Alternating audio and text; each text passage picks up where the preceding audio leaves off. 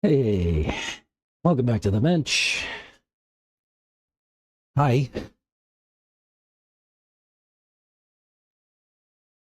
how's everybody today?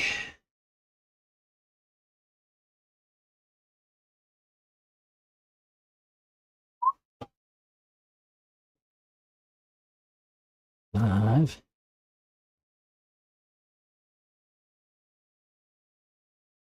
We want to go to today. Yep.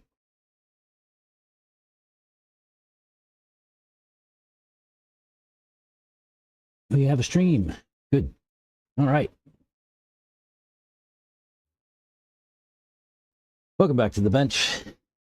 Today I want to finish up this EB48 2.2.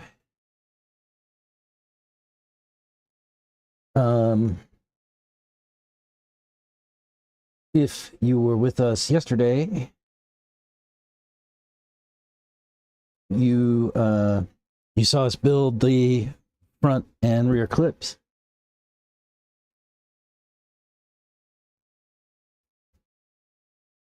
Today, I'm going to try to finish it up. What can we talk about? On the front clips, we did some things differently than stock. We did use 18-degree caster blocks and 3-degree inclined spindles. We also used G Ackerman plates on the spindle carriers. This should give us a little bit more steering than stock with the 21-degree caster blocks and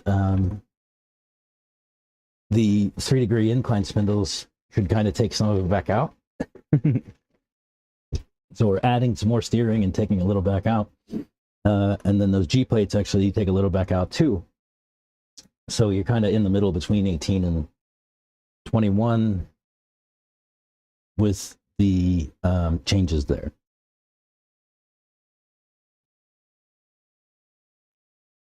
So let's dive right in, I guess. Next is, where are we anyway? Bag. Hi. Steering.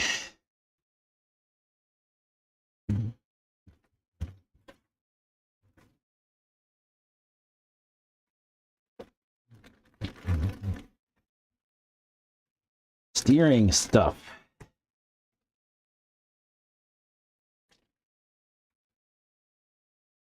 They give you these bearings for the steering, and they're fine. They work great. I've never replaced one. Like, they don't fail. That's kind of remarkable.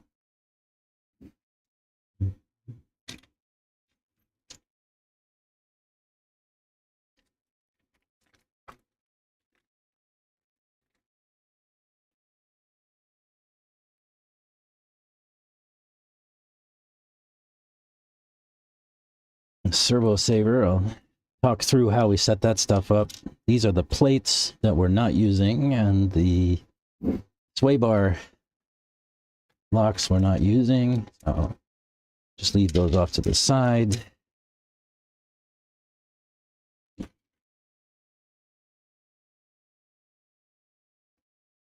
Right.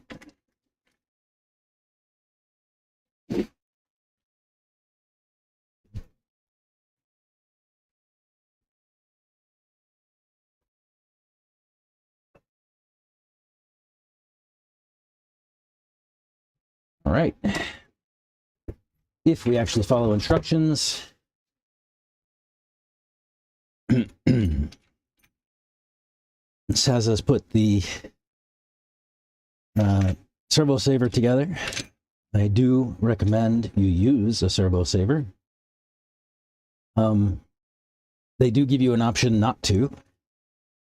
It is included in the kit in bag Q. Q has a solid bell crank instead of the servo saver if you choose to use that. I would not recommend it. Stick with the servo saver. Just crank it way down.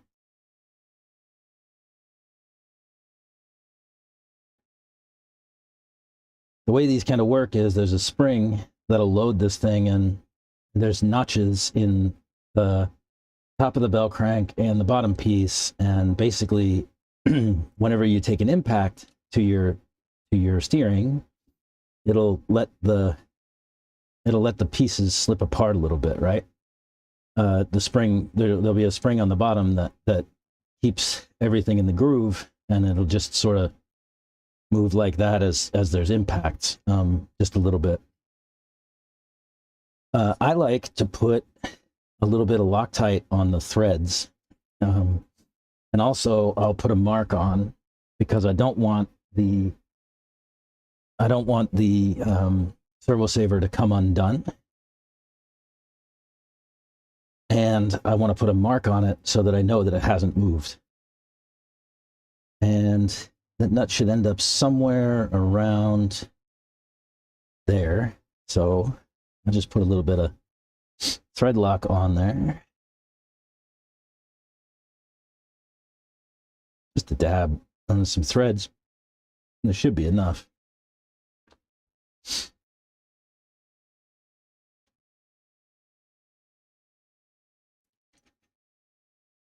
And you'll take, there's an O-ring that they give you, and it goes inside of this nut. And that O-ring is actually going to help retain the nut, keep it from moving. Once you get to this step, you place the nut kind of into the spring. The best thing to do here is to get a wheel wrench. And this is a 17 millimeter hex. So you just put it in your wheel wrench, and if I can, right? And then use your wheel wrench to press the whole thing together and give it a twist so that you get some threads to bite. And this is not biting. There you go.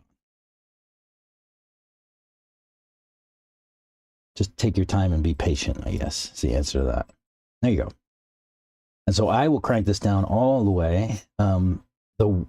So Techno book tells you that you should crank it all the way down and then back it off by 2 full turns. I don't follow this instruction. I'll crank it all the way down and then back it off by maybe a half a turn. So now it should be biting into that thread lock. I'm going to crank it all the way down and back it off half a turn. And that's your servo saver built.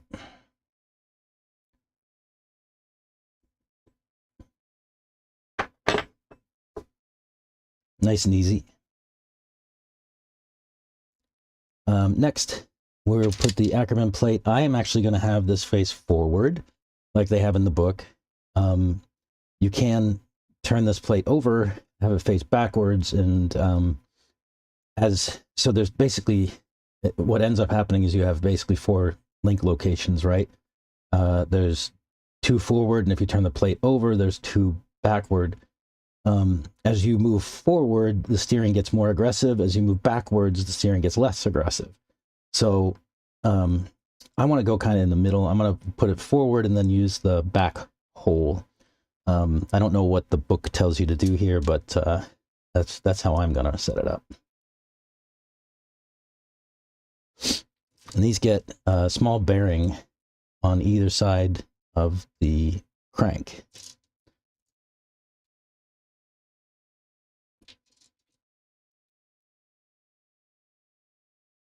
We're going to do something a little bit differently on the build part of this too. I'm going to replace one of the screws that they give you if they haven't solved this problem already for me.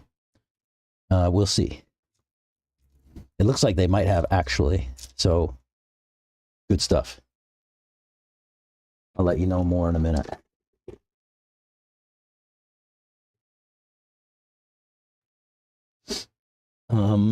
Yeah.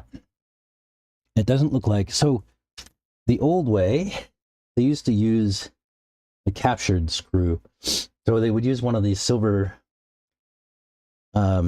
screws like you would use on your steering link or on your shock link. One of these that's it's got threads on it and it's got a hex on the back, but no hex on the inside, right? So it's like a box. And the idea was that you would place this in here and the bell crank would bite on the flats on the hex. However, this part would always sort of round out and lose that grip. So I was always replace these with a real screw. And it looks like from the kit contents that they actually have replaced it with a real screw instead of that one. So maybe some goodness. We'll see. See how it goes. All right. So that's our bell cranks, bearings. All right. We're going to need these plastic nut things. They are key. You'll see those there in the manual. These go into the bearings and the bell cranks from the bottom. And then you're going to use these two button head screws. And they are 2.0, I think. Where's my 2.0 there? And that's really it. Like I said, I'm going to put my Ackerman plate facing the front.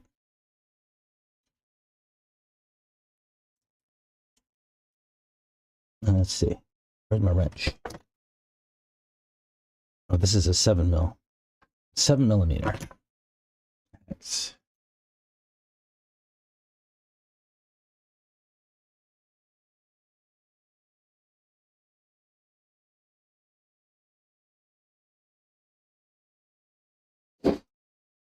No.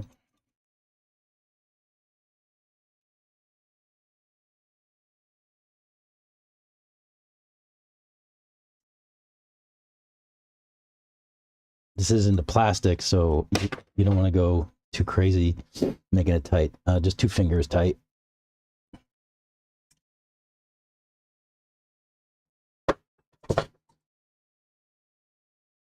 Yeah. And that should be free. There should be no bind.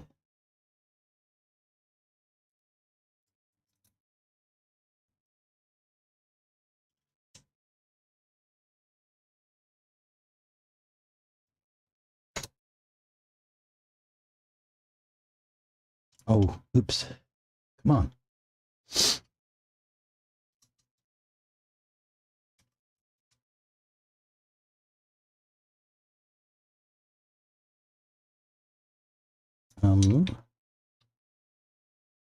Why isn't that coming down on the...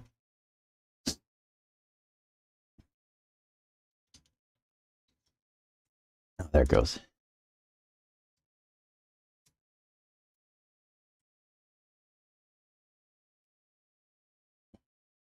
That little like nut thing didn't want to go all the way through the bearing and into the plate.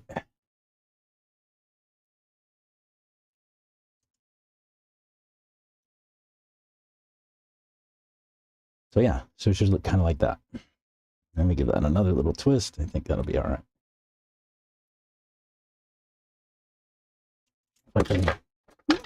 If I can make it work. I'm all thumbs today.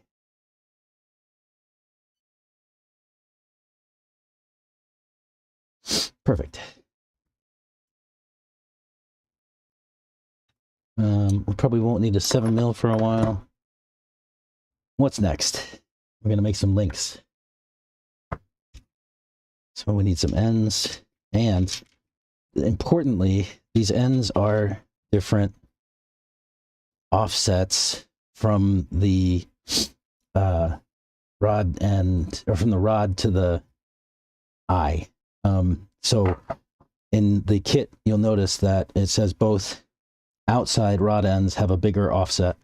So this one, these are your outsides and these are your insides.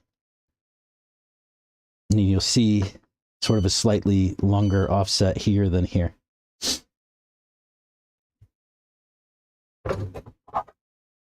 I'm not gonna be sort of anal about this, but just build these backwards from one another and you'll have it right. Let's see, this is right-handed or left-handed thread? This is left-handed thread. Uh-oh.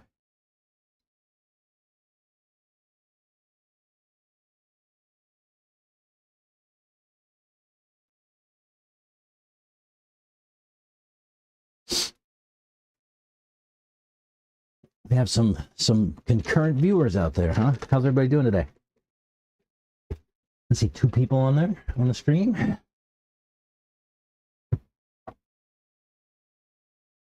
Drop a comment in the chat. Say how you're feeling.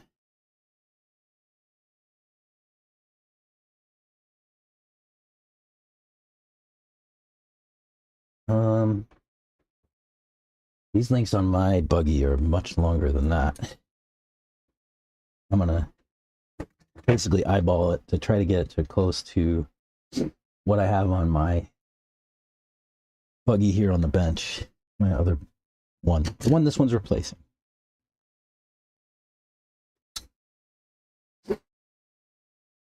Savage guy, what's up, dude?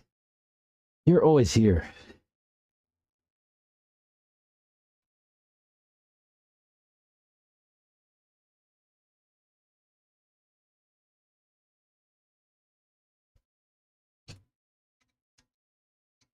So yeah, so I'll put this on just about to where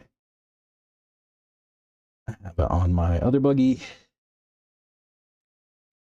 And then basically just build the other one the opposite.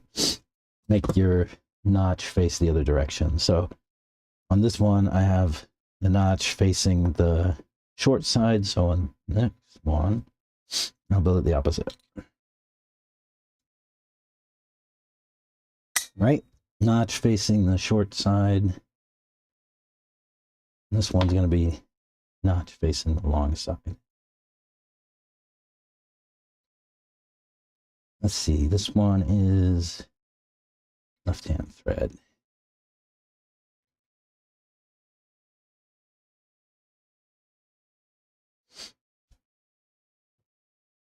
These things aren't hard enough to start that I need to like a whole tool there. Savage guy. I don't know.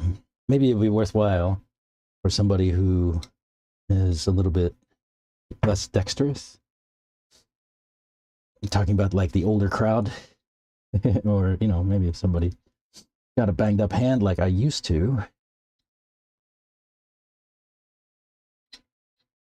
Oh, now you know what? I started and I opened my mouth, and this one's actually difficult to get started. How it goes. That's how it goes.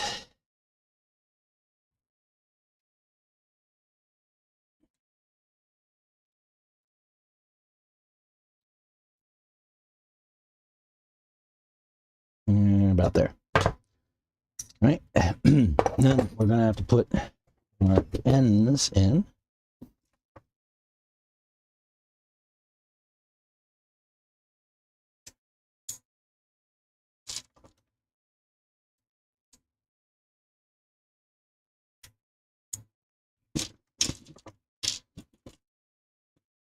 Yeah, I talked a little bit about these yesterday. The kit comes with aluminum link ends.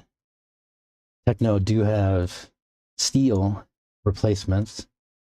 I would probably go to steel if you want to spend the cash to do it. The aluminum ones will wear down over time, and then they'll lose their grip inside of the link end. It's not ideal, but that takes, I mean, you know, that's a lot of wear to get to there, right? I mean, you're talking about like a year running packs every other day or something like that. Like there's a lot of mileage to wear those out. Right. We have our links. Let's build the rest of the steering, huh?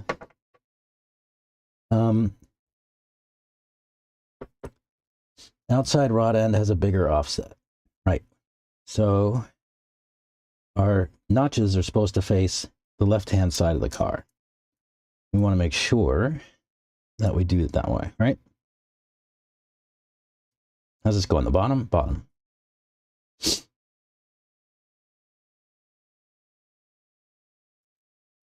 Oh, it actually looks like the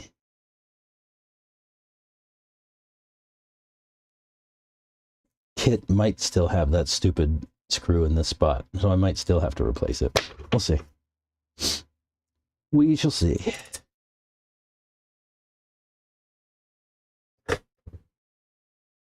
Go and turn my heater off. It's a humid day. It's getting to be a little warm out here. How many washers do I need? It's like 4 is stock. How many do I have stacked on my buggy? 4. So we'll go to 4. That goes between the link and the steering plate. This is your bump steer setting. If you don't know what bump steer is, I'll show you.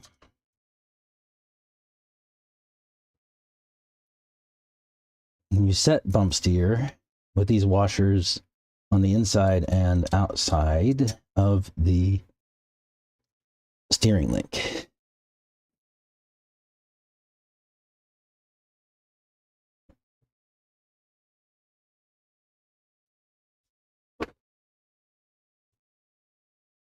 We need a 2.5.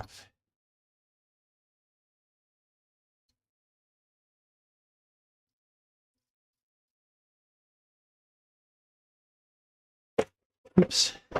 Yeah, I'll show you what bump steer is in a moment as I set this up. So, larger offset outside, screw, and 4 washers.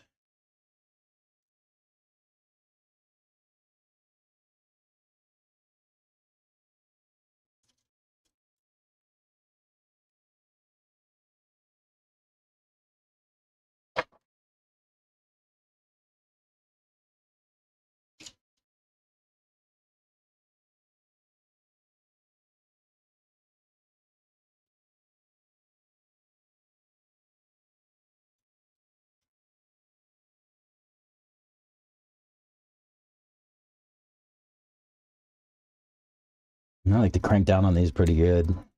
Since it's metal on metal and there's a lock nut, I want to make sure these never come out on their own.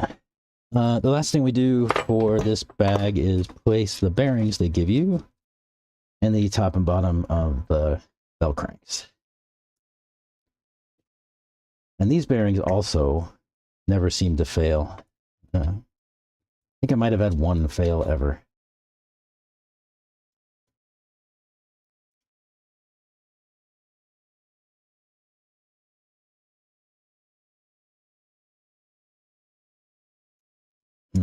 Why don't that go in? There it goes. Right. Now I'm going to set that sideways so I don't lose the bearings. Sometimes they'll fall out. Next, we're on bag J.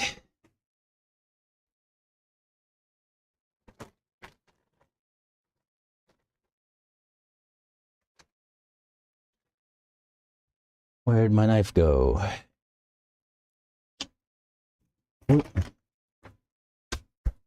Where'd I put my knife? Ah.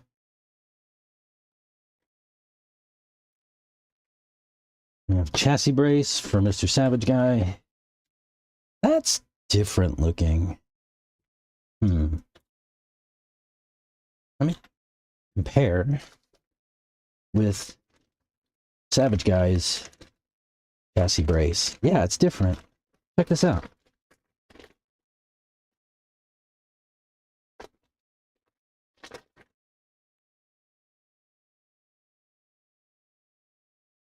Is that the same chassis brace? They just flipped it. No, it's different.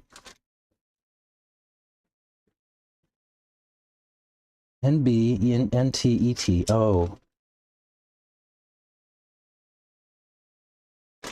That's not for electrics. But it would work just fine. I don't know. But yeah, this looks a little bit different. It also has a hole through the side of it, which I guess is for the servo cable. That's new. Yeah, I don't know what to make of that. That's different than my 2.2 even. Yeah.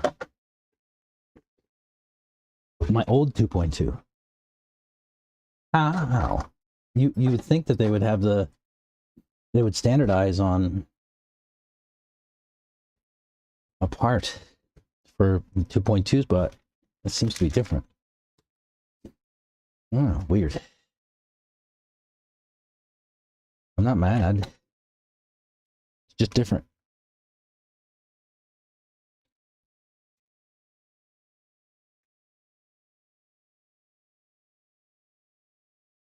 Just different. Kind of like it a little bit better so far already, just by looking at it, and having the spot for your servo cable makes things a little bit nicer.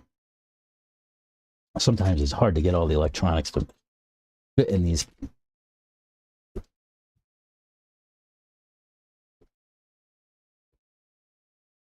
All right, let's go back, Jay.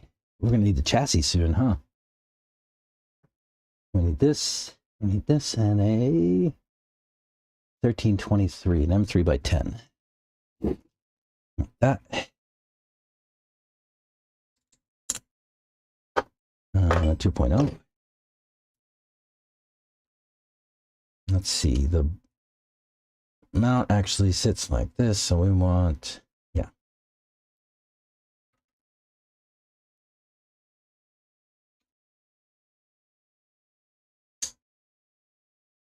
Yeah, something like that.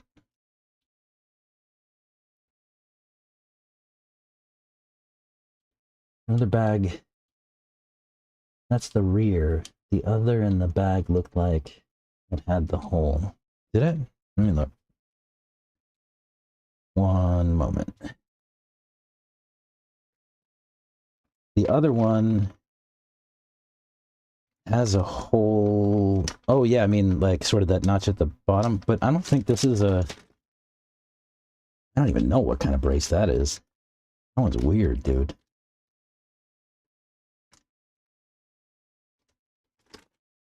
It says it's NB48, ET48, NB48, and T48, and AT48.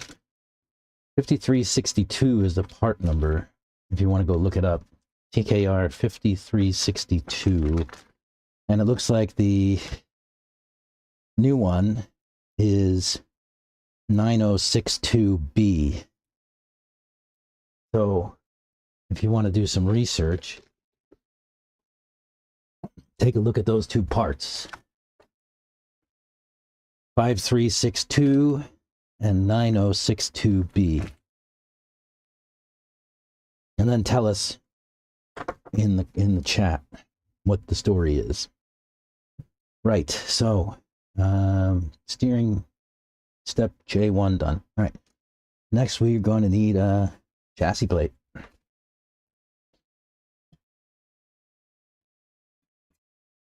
How's this already dirty? It's brand new.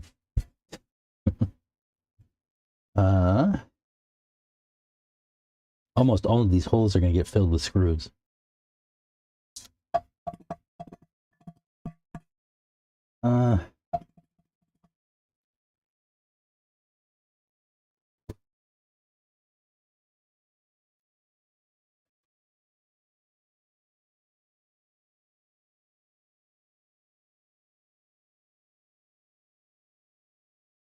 Yeah.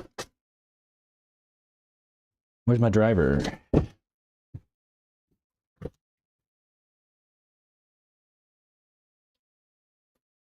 Putting on front end. We're going to need some long M4 screws, some shorter M4 screws.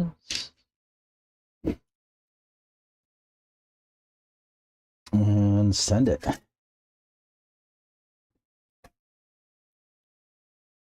Let's make sure the holes line up.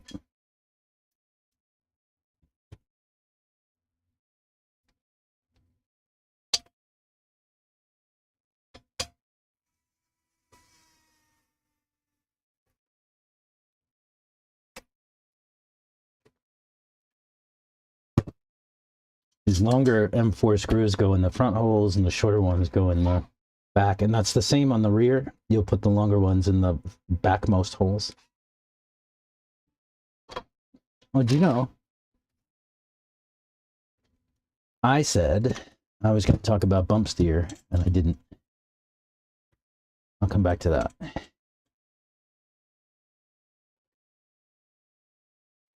Oh, my clutch. Come on.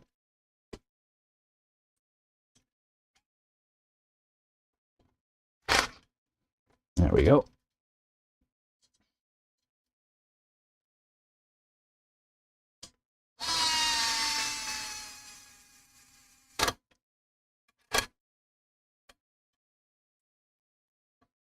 Right. And then you'll put two smaller M3 countersunk screws in the bottom. If I can find the other one, I only see one. Am I missing a screw? There's one. Did I put it someplace else? No, right? What am I missing? Did I drop a screw? That's very strange.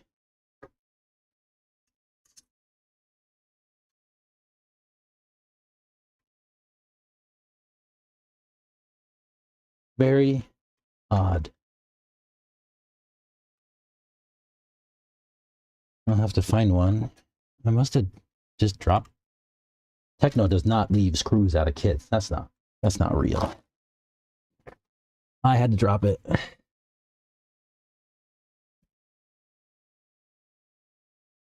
Oh, it's just facing down. Yeah, like I said, Techno doesn't forget screws.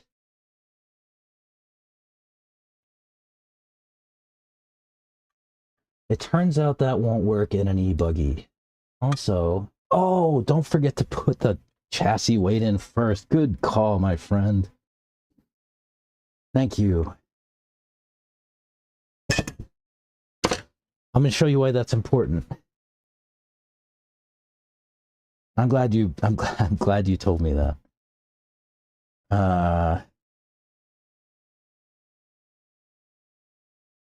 Let me grab my scales. All right, not scales, but this is a picture of the corner weight for my e-buggy. Can you guys see that okay? Yeah. So if you look, my chassis is pretty well balanced, right? 50-50 split front to back. However, on my truck, my weight distribution looks more like this. I have 53% weight to the front and 47 back. I drive my truck better than I drive my buggy. So what I'm thinking is, on this truck, my front end is what, 300 grams heavier than the rear. So I'm going to try to see if I can get some more weight in the front of my buggy. Chassis weight, thank you. To try to get my buggy to have the same weight distribution as my truck. So let me grab a screw for that. I'm glad you reminded me. Thank you so much. I would have forgotten. I would have put a thing together and then I would have been upset.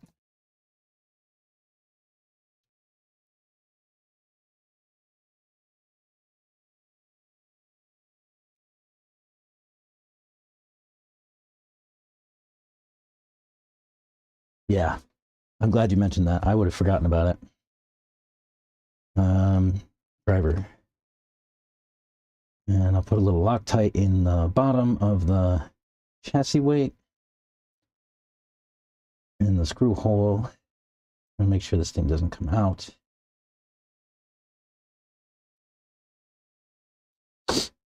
Man, I would have forgotten it, and it would have been a pain in the butt to do again. Thanks for that. So yeah, this is a 30 gram chassis weight. It is a Techno part. I bought it out of the shop here, but you can get it from Techno or any of the online. I think I used the longest screw I could there, so a little bit more weight maybe. So yeah, so I wanted to get the balance on my buggy to be as close to my truck as I could, and that will do that, I think. So thanks for that.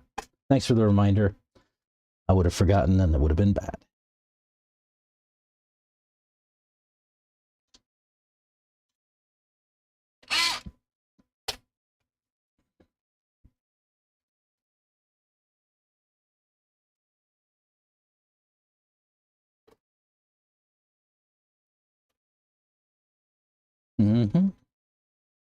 That's just into plastic, so just get it tight. It's just holding the bumper on pretty much. Nice. All right. Next, we have to do a chassis brace, the steering top plate, and the bell crank pivots. The bell crank pivots get Loctite front and back, both of them.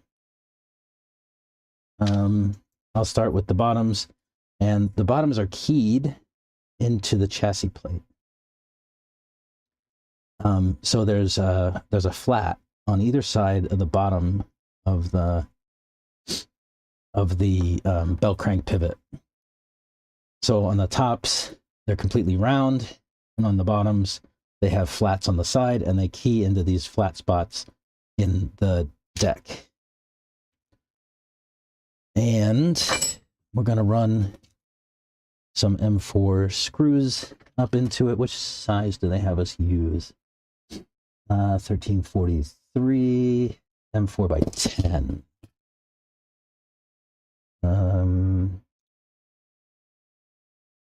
That is a 12. That is short, stubby one.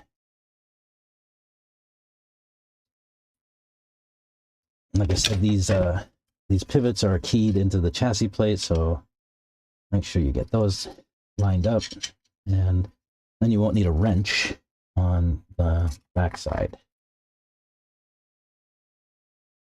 The chassis plate will do the work. And you want to crank these down pretty tight.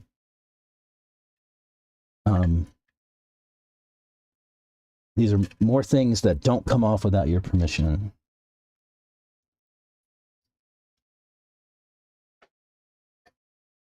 If this stuff comes off in a race, you're having a bad day.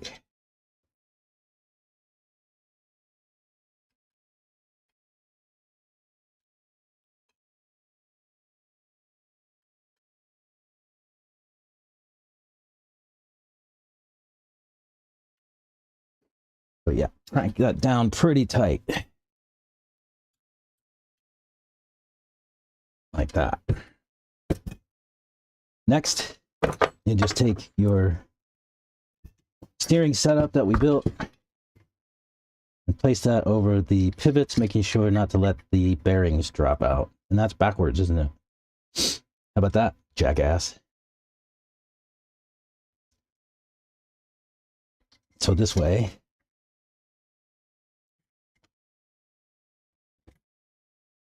so your steering can pivot under the plate.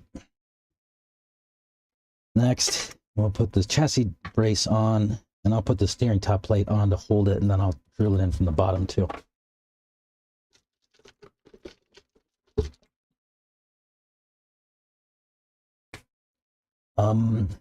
What screws do they have us use at the top?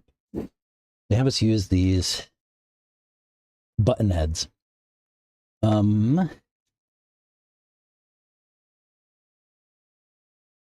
I'm going to do something differently probably.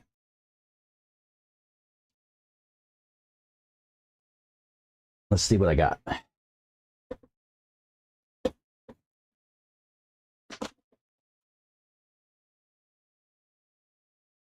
I need an M4 by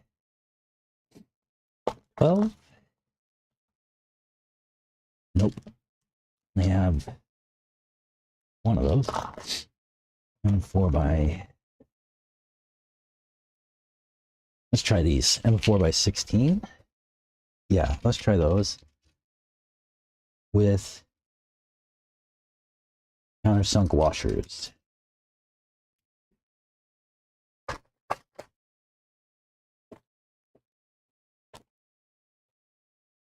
These are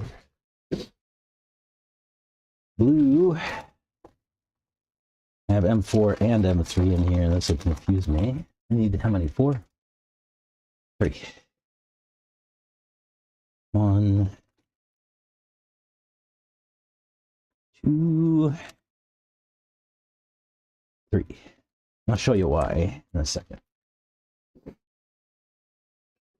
When I build these, I typically will replace the button heads on the top of the steering top plate with countersunk screws and countersunk washers.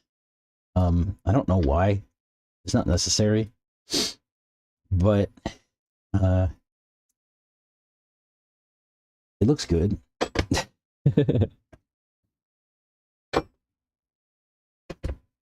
Hang on a sec. Let me I gotta take this shirt off. It's getting too hot in here.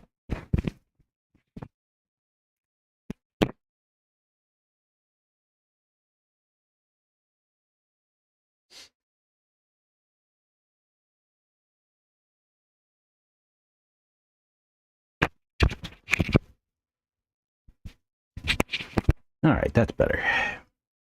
I got layers today. I thought it was going to be cold, but it's not so much.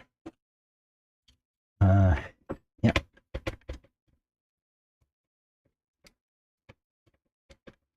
And then we'll go flat screw into both of these.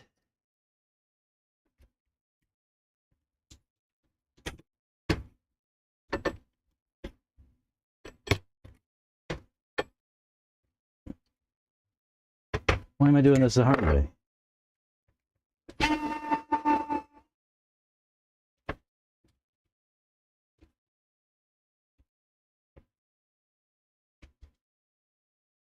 These just go 2 fingers tight. Did I turn the switch off? Yeah.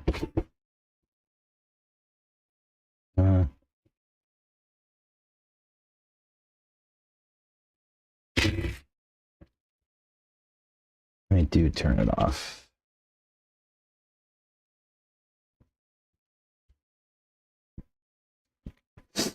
Oops. And I'm going to replace the one for the chassis brace with the same setup. If I can.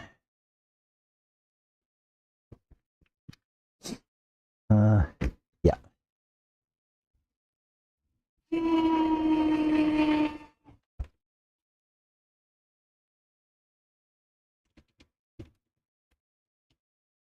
There we go. And then you'll actually use the button head screws on the bell crank.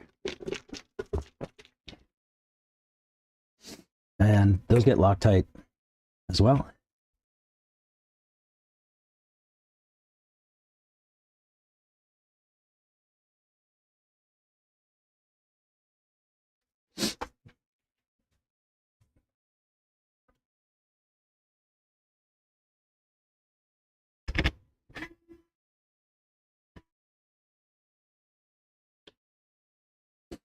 And where's the other one? That one.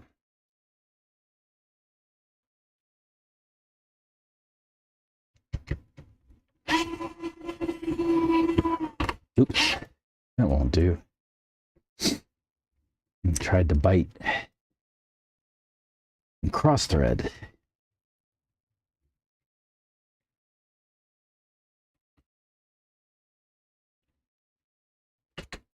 These you can crank down on pretty tight. They are metal on metal. If you crank down too tight, you can bind up your steering, but it will run back out.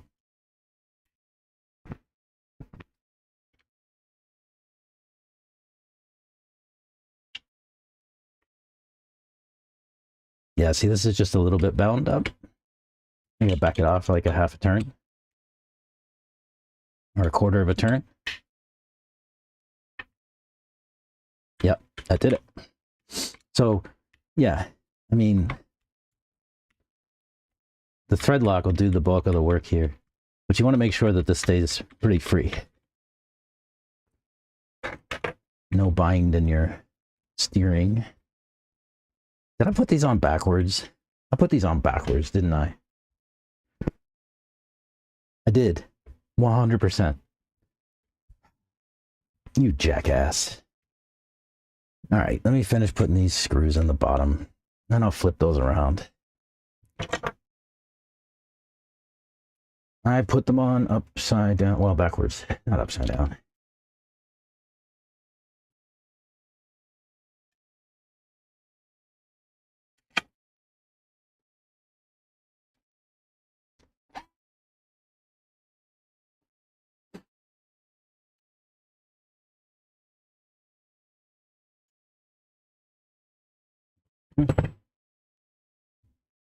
Yep, we'll have to flip those around, dummy.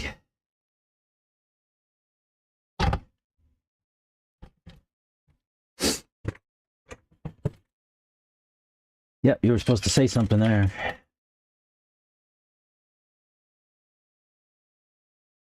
How do I get that back out? Oh. Yep, so these ears should be facing the back, not the front. My bad. We'll get it sorted. I want to Loctite my pages together.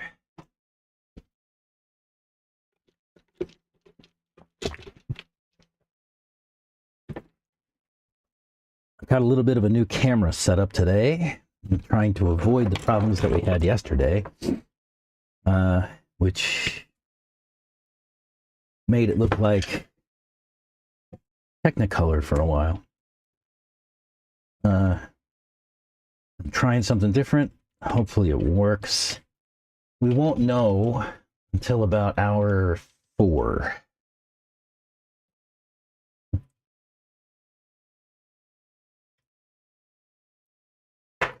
I did say I was going to talk about bump steer. I will do that. I'll actually hook the steering up before we go and talk about it. So I just need to turn that over. Washer's back.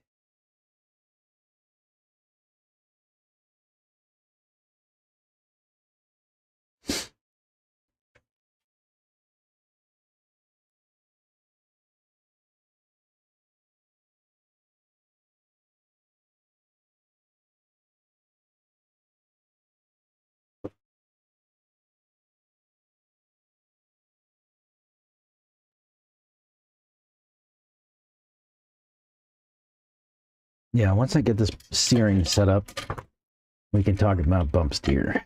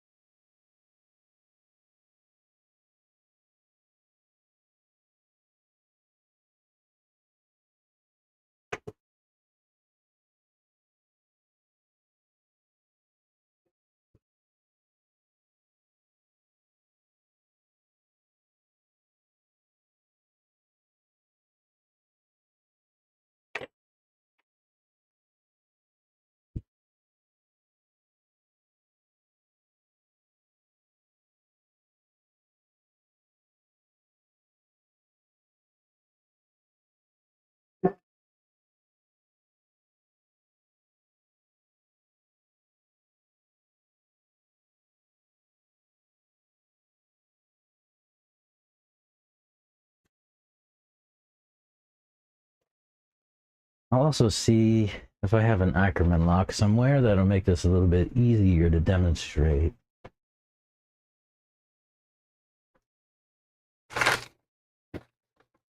I have one somewhere. I don't know if it'll work with a 2.2, but it's worth a shot. If not, maybe I'll just put a rubber band or something. We'll figure it out. I thought I had one.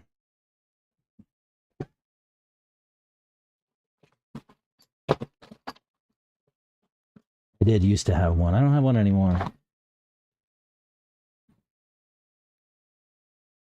Oh well.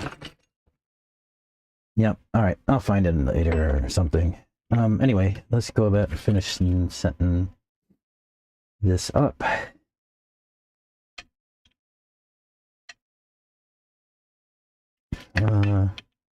Looks like these top two screws could use a couple more turns.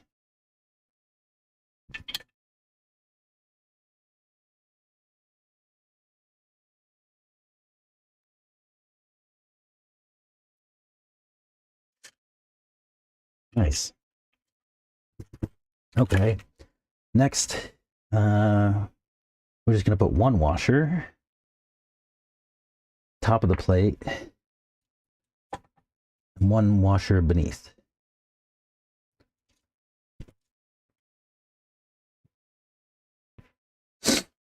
And our screws go down through. So we go screw through the end, through a washer, through the steering plate, through another washer, and then a nut.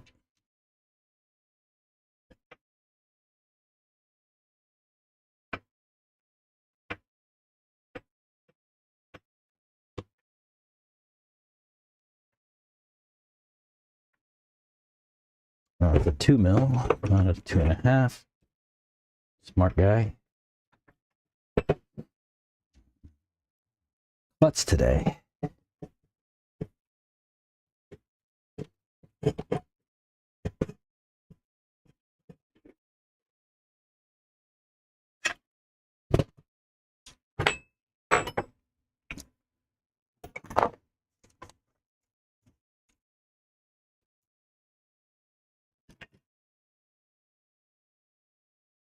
They actually have you go washer, eye, washer, plate. Oh, oops. Well, I'll have to do that again. Washer, eye, washer, plate, washer, nut. Okay, do it right this time. So, screw, washer, eye,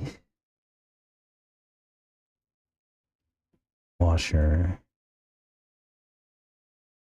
plate. Oh.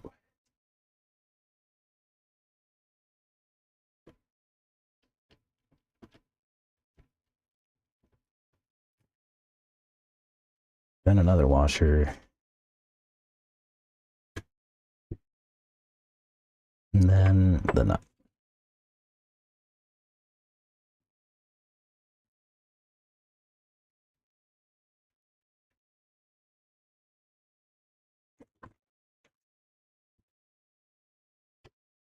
Right. It's a 2.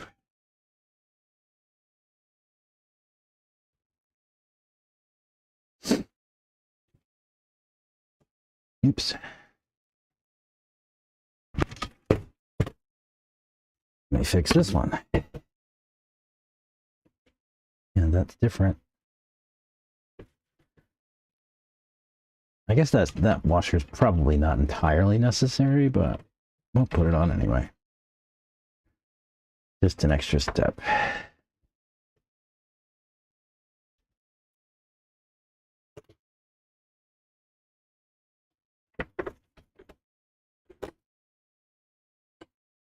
Oops. So yeah, so washer, then the eye, then a washer, then the plate, then other washer.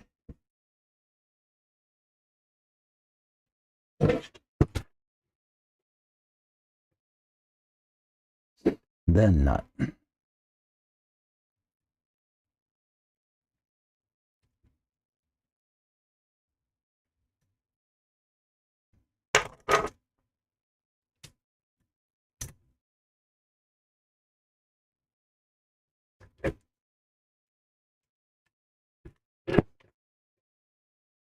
Oops.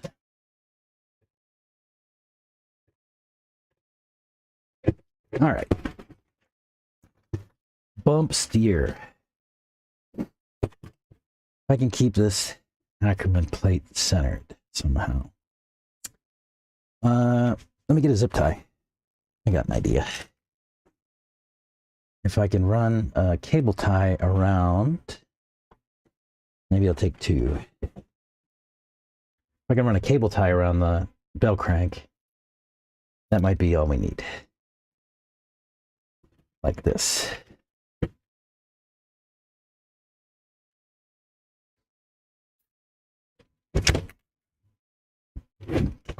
We'll try that. It doesn't have to be perfect. This is just for demonstration purposes. You'll notice that as my arm articulates upwards, the hex on the outside actually moves this way, right? As the arm articulates. So I don't know if you can see it on camera or not, but it actually, the way it's set up right now, when the arm, so if I have this is set to center, and these are all jacked up, right? This toe setting is all jacked up. You can kind of ignore it, but notice that when I compress this arm,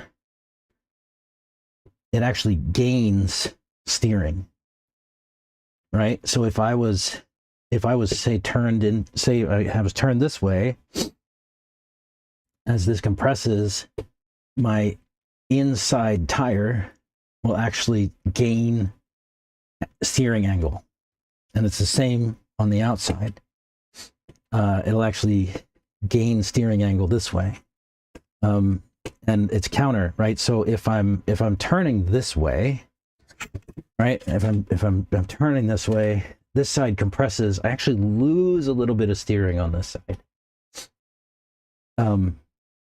The idea is, and so that if you change the spacing on your plate inside and out, or both, it'll change the angles at which the steering sort of changes as the arm compresses.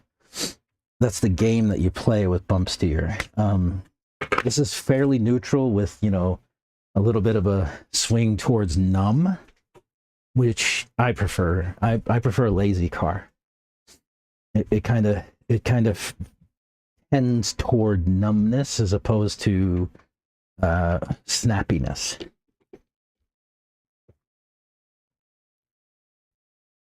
I prefer numbness.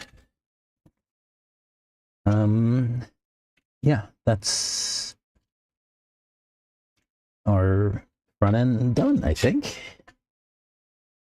Yeah, thanks for the reminder on the chassis weight. Super important. Next, we'll go to bag K. Then we'll build some shocks in the next one. Let's see, bag L, Q, N, K.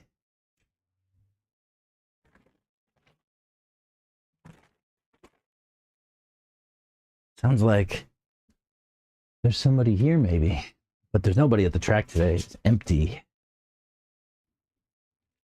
It's kind of a crappy day, overcast, breezy. But I thought I heard a car. I just don't see one. Oh. Ooh, maybe the trailer left. Anyway. What?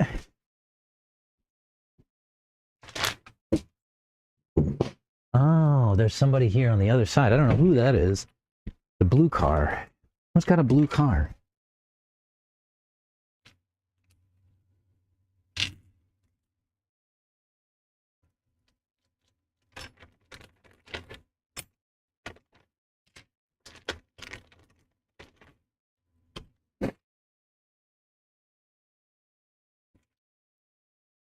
So chassis braces, screws.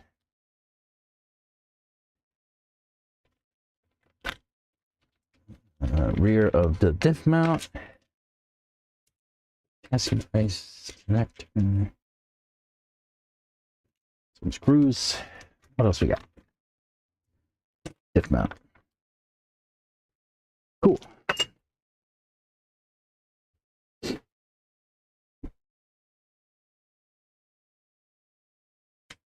Where's the motor mount? I guess that's in, I mean, this is the motor mount, but there's also a slide that goes with this. I wonder where it is. The motor mount will go here.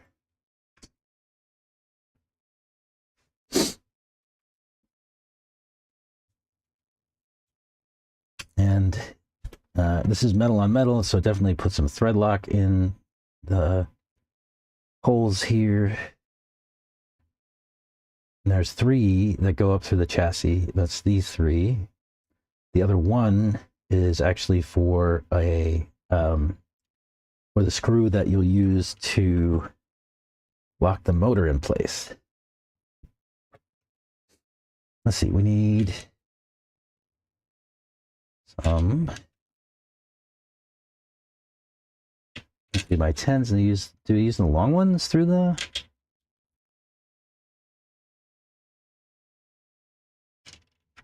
What do we run through the 1344 M4x12? M4x12? That's 10, isn't it? Are these all 12? No. 1343 M4x10, and then so this is a 10. This is a 10. And this is a 10. Okay.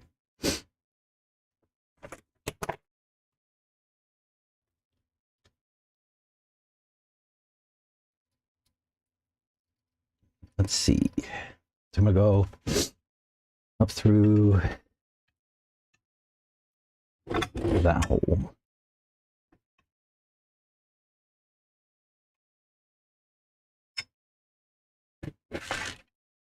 Oops. No, don't use those screws. And don't lose these.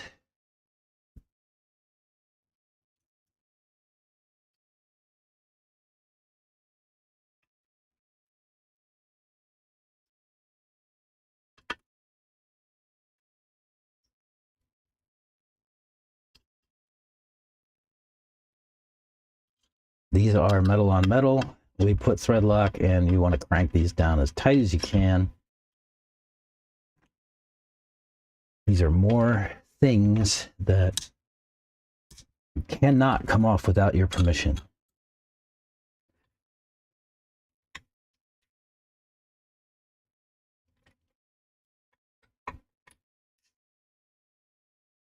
Yeah.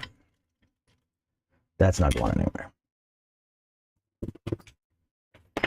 And yeah, I use a lot of Loctite on these things. It says I do not want them to come off ever, unless I take them off. Simple as that.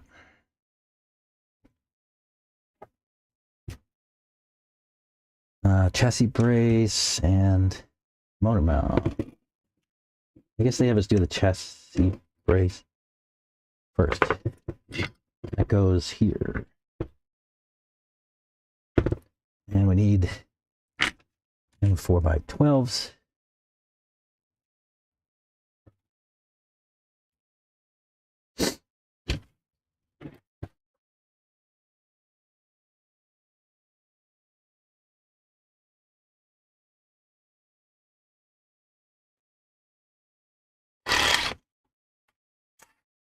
No.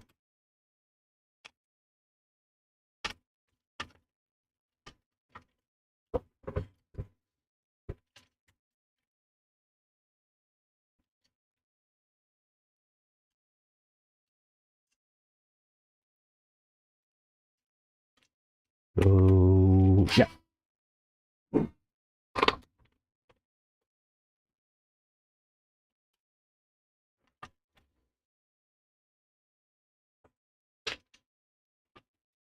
Those are into plastic, so don't go nuts cranking those down. Next, we'll have to put the diff mount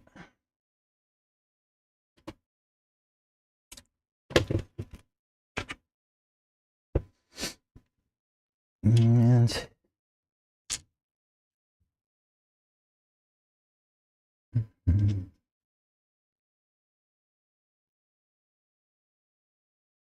wonder how long. Yeah.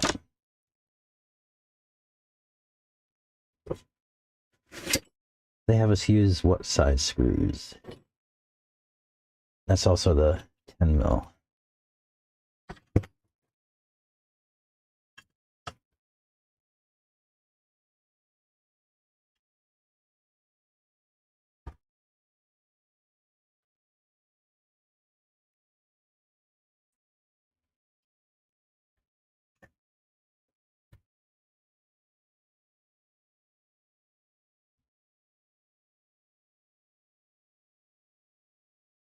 These are into plastic, so don't crank them.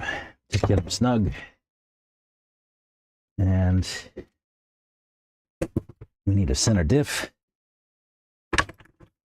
and a drive shaft.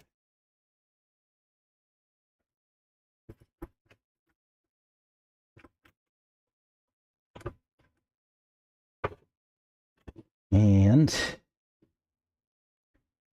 actually, yeah, that'll work. Do that.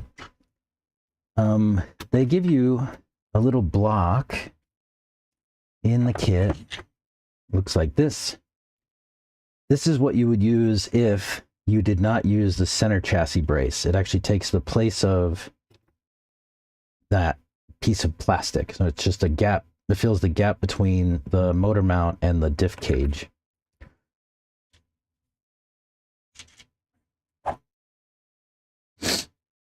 I'm going to mix it up a little bit. They have us use different screws for this setup. Looks like they use 1524s in 3 spots, which is good. And then button head for the top, which is 1447. It's an M4 by 16. That's not a 16. That's a 16. Yes. This one, you should put Loctite. It does go into the motor mount. So I'll just put a little thread lock in the hole. Just shove the chassis brace out of the way a little bit. Like that. And put everything back together.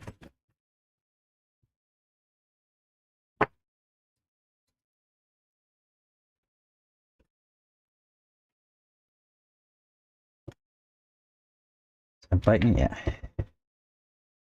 Sometimes I'll back screw off again and run it back in just to be safe. Make sure that Loctite's gotten everywhere. And you can crank down on this, it's into metal, and you don't want it to come out. Next, you're also gonna put some thread lock on this screw, which is gonna go into the other center motor mount brace there. And that does also go into metal.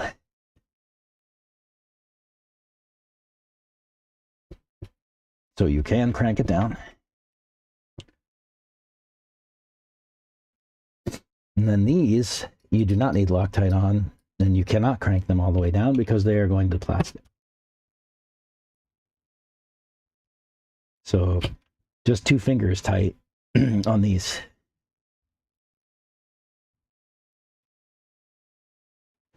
Sometimes those holes can strip out, in which case just run a longer screw. I think you can go as high as a 20 millimeter. Why won't that bite? Here it goes. Yeah, you can go as high as a 20 mil, I think, long screw there without getting into the chassis plate. Anything longer and it's going to bump the plate, and then you just strip out the holes some more. All right, that's nice and snug. Next job is to put the rear clip on.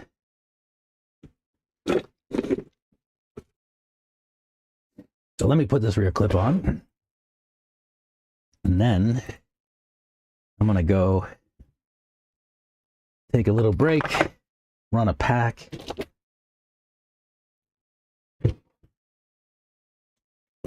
And we just need to line up the dog bone with the out drive.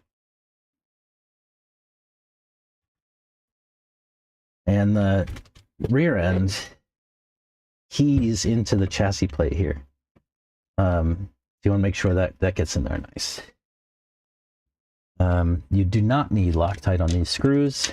The longer M4 screws go in the very last holes, like that. In a pinch, if you strip these out, you can replace them with an M4x25. But anything longer, and you're going to run into some trouble. These screws have to be long enough to go through the gearbox. They go through the plate, and then they go through ears in the D block, then through the gearbox and into the upper cover. So these 2 screws are basically holding your gearbox together. If you leave these 2 screws out, you can have problems. I've done it before. Take my word for it. You don't want to do it yourself. Right?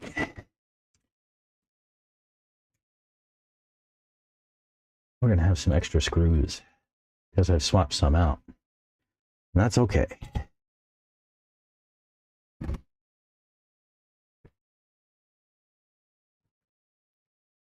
And you should too. There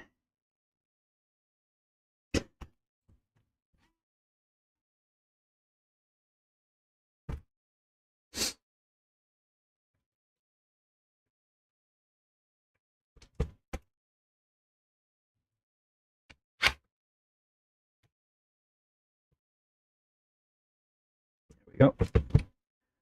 Then I need 2 flat M3s to run into the center.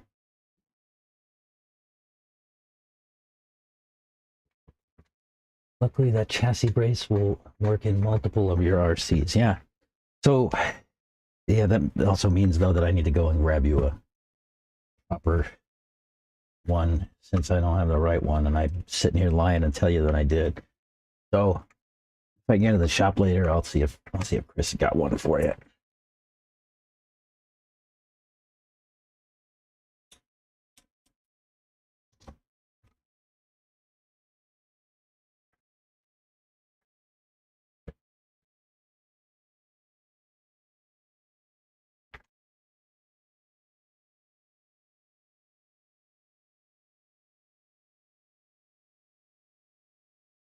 Nice.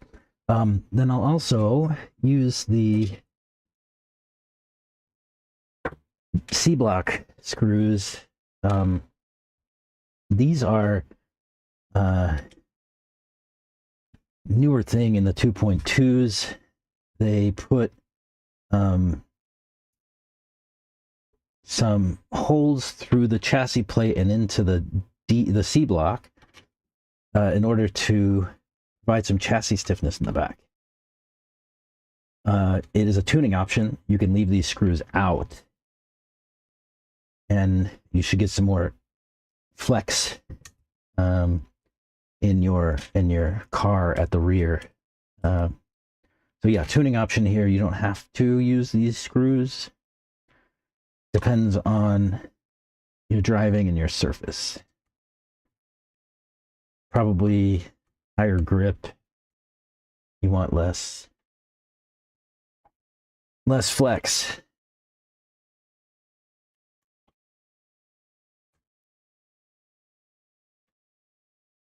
I don't run many loose and loamy tracks. Most of the tracks I run are, I mean, look, it's Thornhill and Oates, so pretty high bite. I mean, Thornhill is super high bite.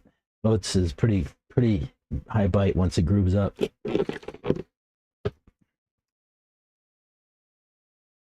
Well, I think we did it. Did we miss anything? I did not put a chassis weight in the back. Yeah. All right. Give me a minute. I'll be right back.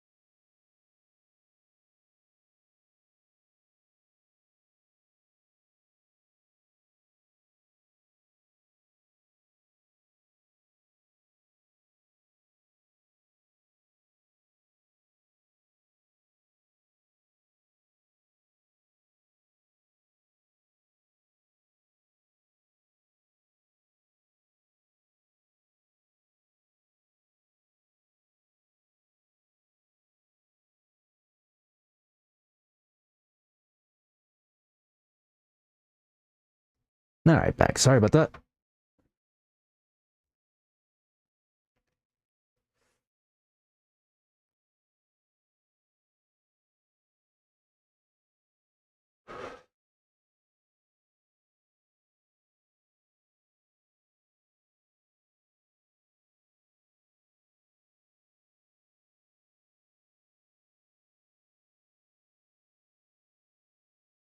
Dude, what a crazy day.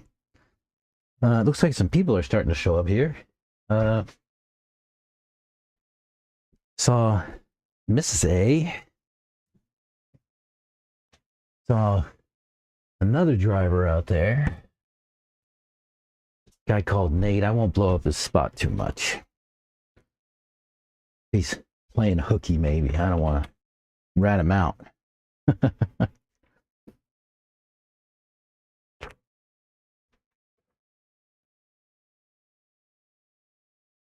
Not that like anybody's really watching. There's only 3 of you. But if one of you is his employer, that would be bad. All right. Where are we? I'm going to do some things after we build these shocks, I guess. Let's build shocks first. Take this off the bench. Let me get a car stand.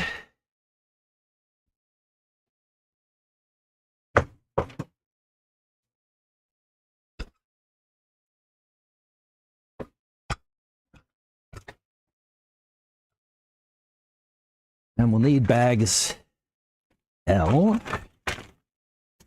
and M. We'll do bags L and M together. Let's start with L.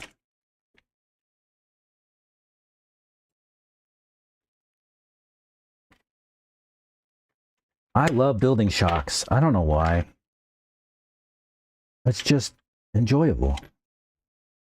I could build shocks like all day long, and I would be a happy camper.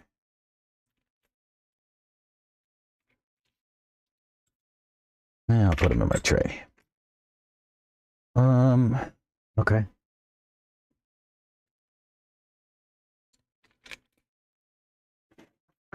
Let's see, these screws are leftovers. We didn't use. That's a leftover. Oh, this is not a leftover. Haha. You know what? I missed a step, huh? I missed the chassis brace. We can take care of that. We can take care of that.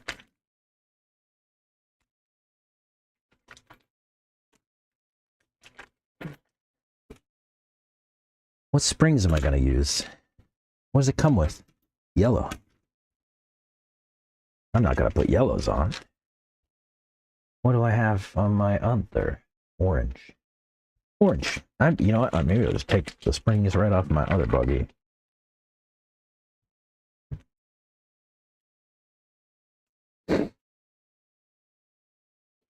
Be careful when you empty these bags out. Sometimes things get stuck in them.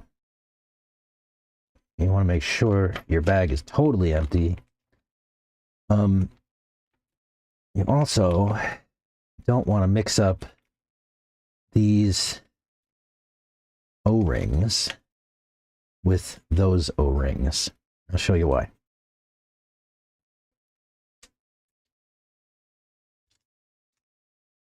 They put them in two different bags intentionally.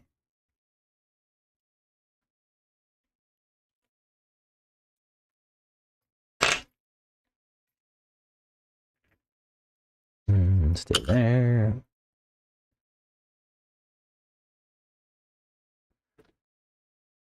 All right. So the way this kind of works is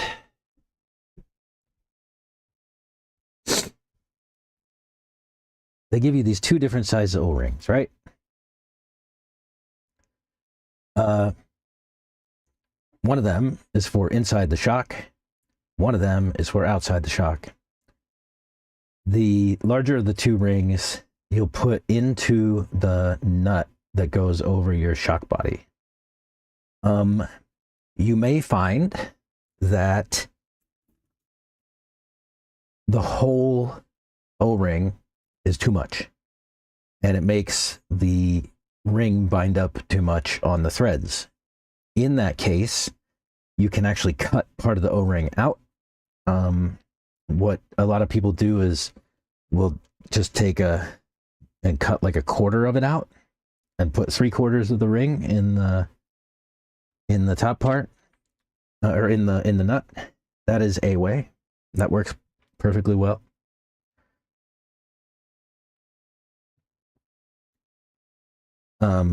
This one is not too tight with a whole O-ring, so probably just keep it. Luckily, that chassis brace, orange 7873. Yeah, orange 7873. How did you remember that?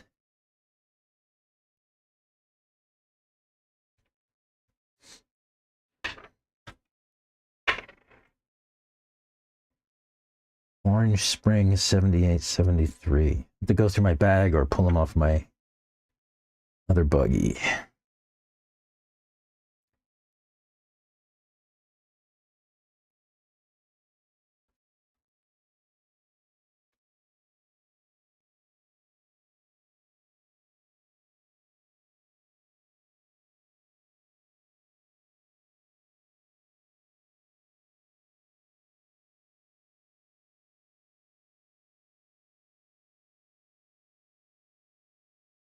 And I'm just running these all the way up because, like Savage Guy says, I'm going to put longer springs in the front. Or longer springs in the front. I'll just wind that all the way up close to the top, leave a couple of threads showing, and that should take care of that. We also need to build the cartridges. For each of these cartridges, you're going to place a hat inside, then a rubber O-ring, then a spacer, a rubber O-ring, and then the hat for the outside. If you want, in one of the other bags, let me find it. It's not, not Q. Maybe they don't actually give you this in the buggy kit. On the truck kit, they actually give you longer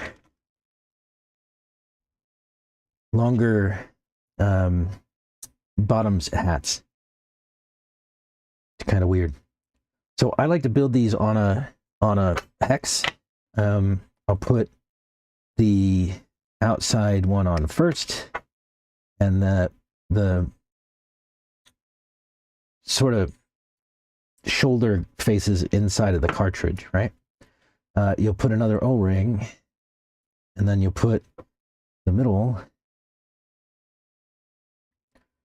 spacer there, and then you'll put another O-ring, and then you'll put the last hat, which goes in the inside of the cartridge, like so.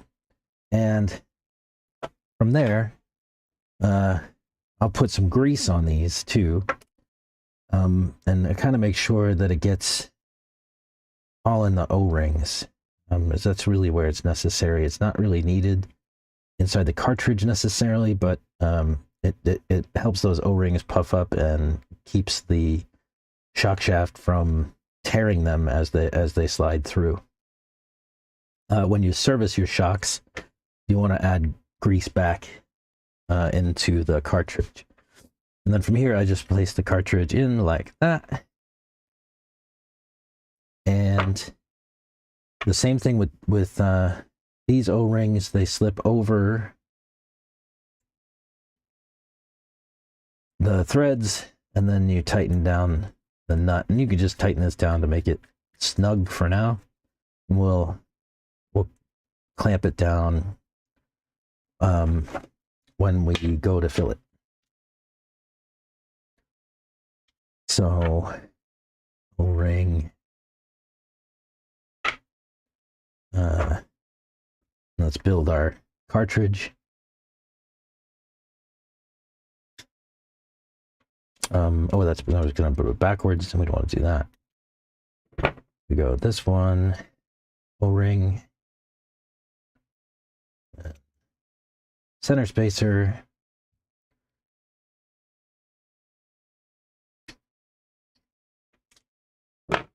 O-ring, hat. And same thing, I just make sure I get some grease on there. Excuse me.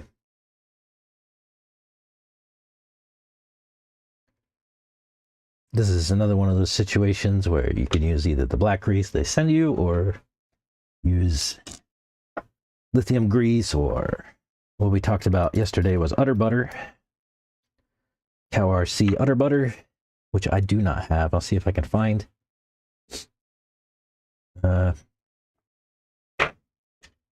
But yeah, just some grease in the cartridge helps keep the O-rings inside there sealed up, keeps them swollen up, and keeps the shock shaft from tearing as it goes through. Right? What do we need to do next? We could build a piston. For these, you want to make sure that you have these heavy washers, and you want to put one on the shock shaft first. These Techno pistons, the old ones used to be made from Delrin, and they were machined like from a Delrin rod. These are actually molded plastic. What's different is that the Delrin ones, did not require a washer to support them, or maybe they just use a small M3 washer, M2.5, whatever it is.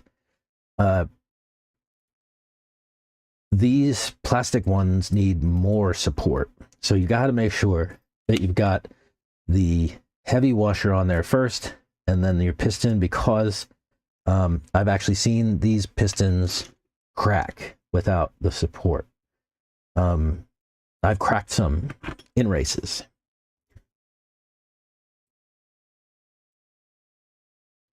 This is a 5mm nut.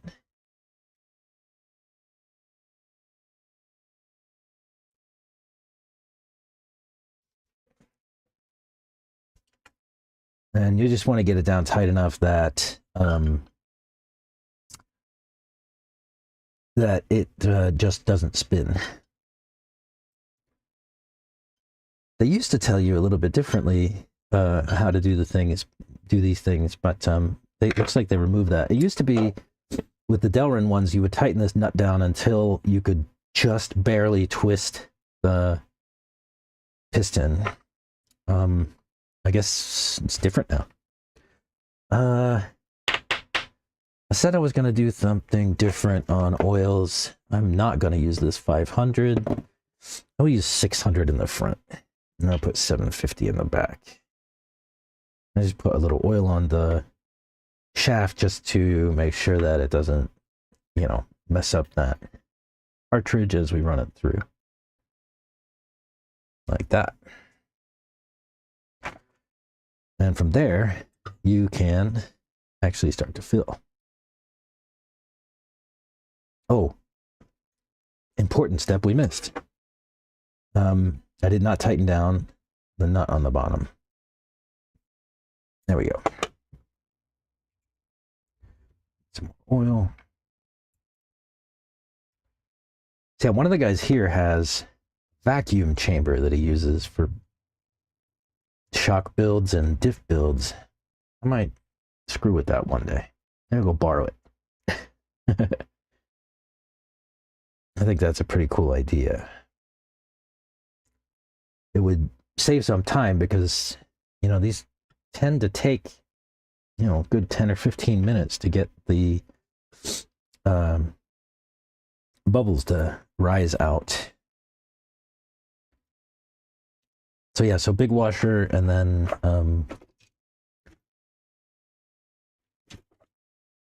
your piston. And I'm struggling with this little tiny nut. Yeah, I'm not entirely sure why they used a different size here. It's the only 5mm nut on the entire car. It does not make a lot of sense to me. Every other nut, every other like box wrench that you need on this car is a 5.5 or a 7, and there are very few 7s.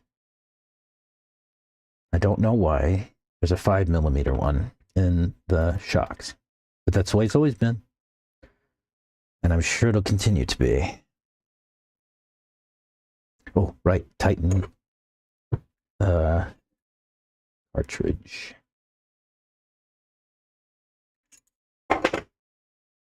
Right.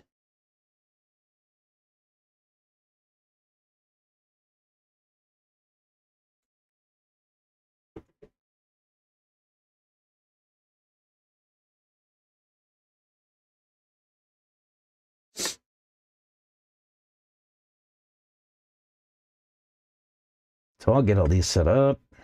Those are going to be fronts.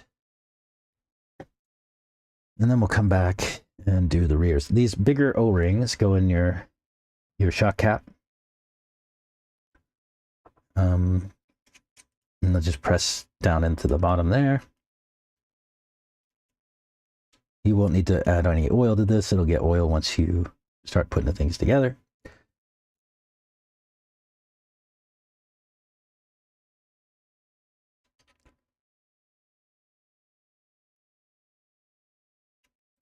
But yeah, that little O-ring goes down in the shock cap.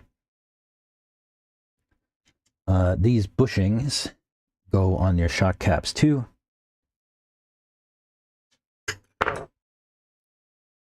And you'll want to kind of, so they're keyed, the round side goes up, flat side goes down onto the tower, or onto the cap. And you want to make sure that you do them opposite. So I have the bleeder screw facing this way on this one, and I have the bleeder screw, I want to make sure that bleeder screw is facing this way on this one when I put this in, because when I build the car, put these on the car, I want the bleeder screws to face in towards the car, and I'll show you how that looks. But your bleeder screws are quite tiny. There are also some quite tiny O-rings that go with them. Ooh, which I seem to have maybe lost one, unless it's in my tray. I may have lost one. If I did, I have some spares somewhere. Is it under the... Tell you what, let's do this. They actually tell you to put a little grease on this O-ring because you're going to put the bleeder screw in through it, and you don't want it to tear on the threads. And I need a 1.5.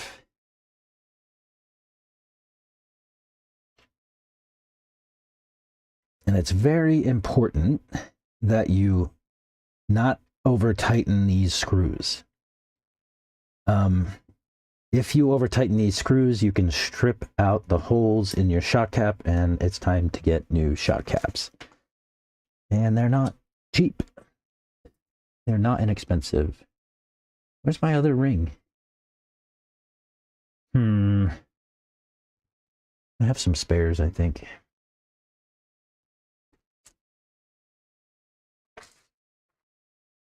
I always think I have spares, huh? And then I don't.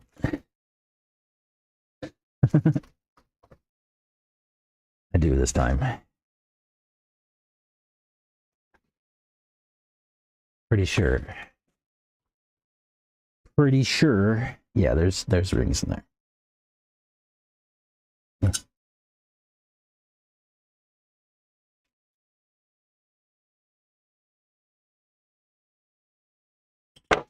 And where'd I put my grease?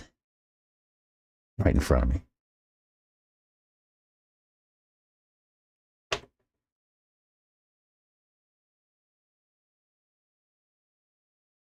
Right?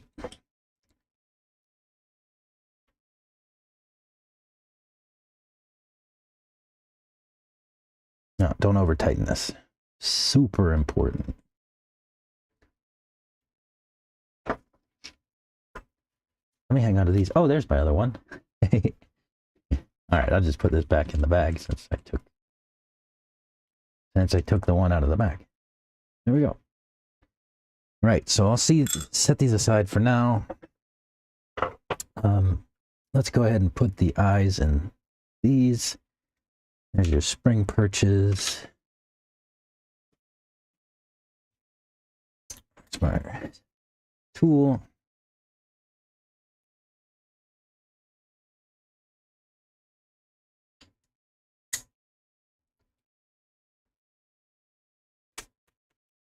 Don't lose that.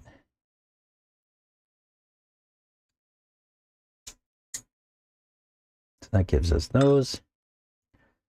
And let's move on to the next one, and then we'll put that chassis brace on too. As we get near the end.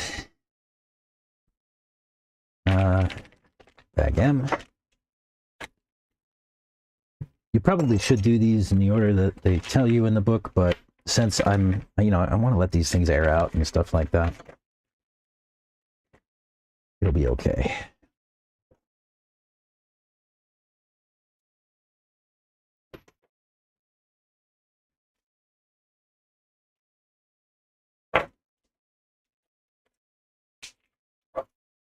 Yeah, I thought the truck and the buggy were the same in that they gave you the optional cartridge parts, but it's clearly wrong. But yeah, in the truck, there's actually optional cartridge parts with more support coming out of the bottom of the cartridge for your shock shaft.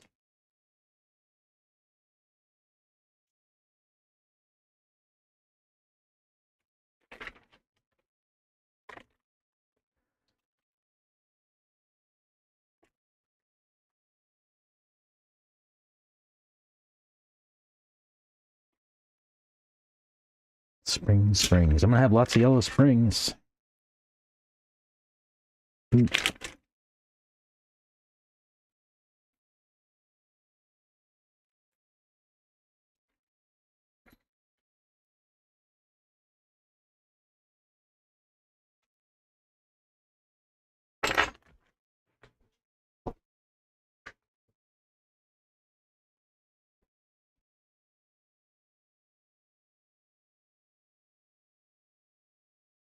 All right. Let's just jump in and separate these all at the same time. I'm ready.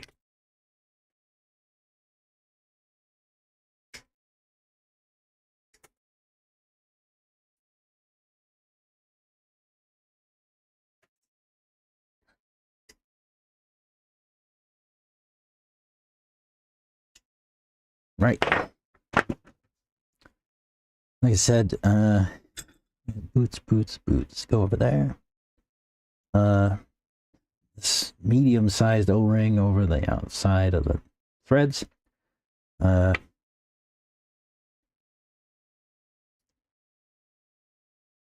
So hat, ring, spacer, ring,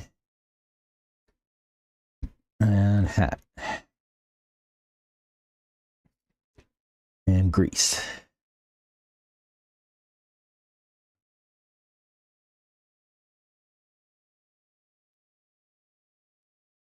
And run the cartridge in. But nut.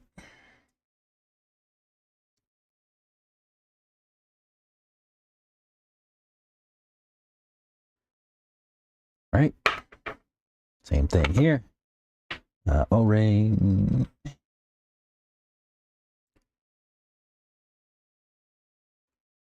And hat, ring, spacer, ring, hat, grease.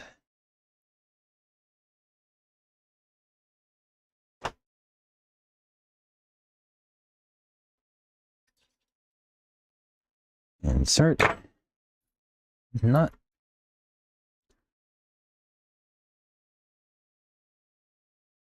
Oh, I forgot to put the retainers. So yeah, so same thing as we did earlier.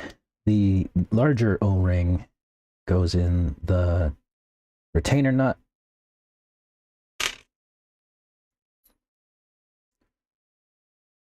What happens if you put it down on the ground and do it? It'll go easier. Maybe. Yeah. And you just thread these on. I usually use short springs in the back. Shorter springs. Yeah. Let's try it.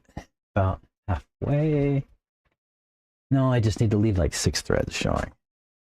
Like that.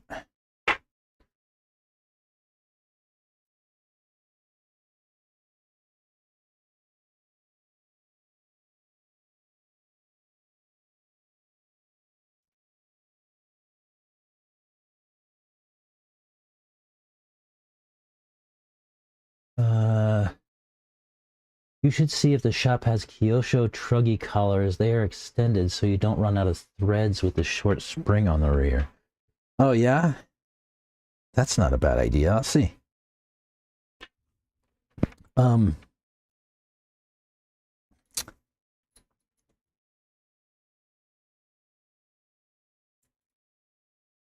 I tend to, if I run really short springs, I'll put just another collar on.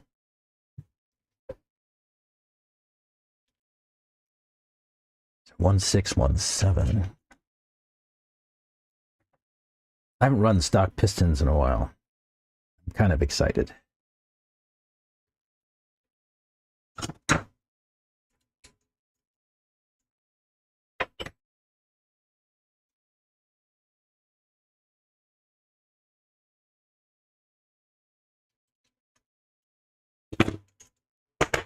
And I said I was going to use different oil for the rears.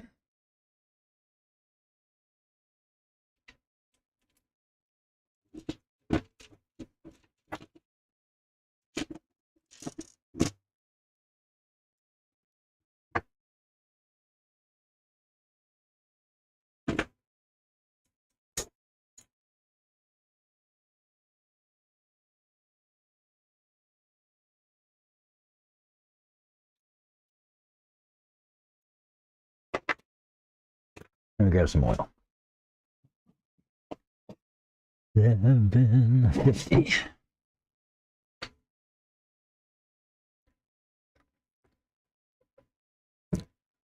like to get shaft covered in oil. Run it through. And don't forget to tighten down the cartridge.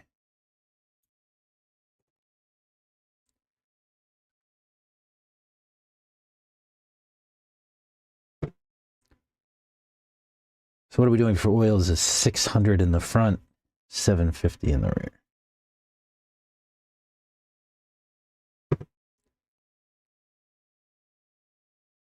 Give them a couple pumps to make sure that you clear the air out of the bottom.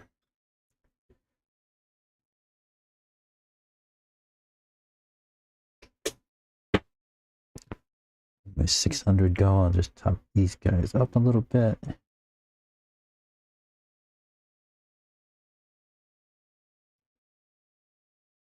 Nice. And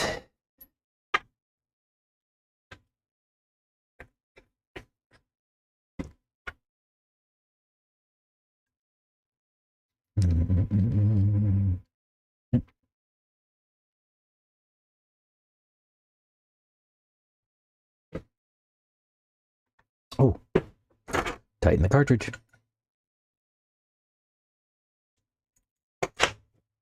Just snug, not crazy.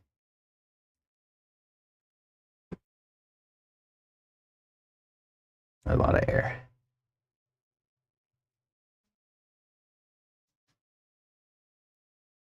It's like we got some more people starting to come up. Mr. Santos.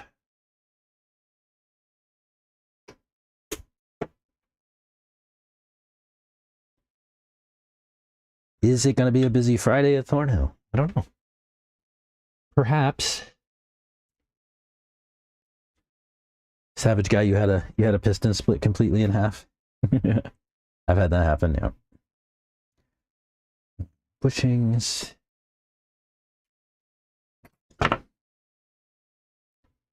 What else do I need? Bushing. Oh, bleeder screws.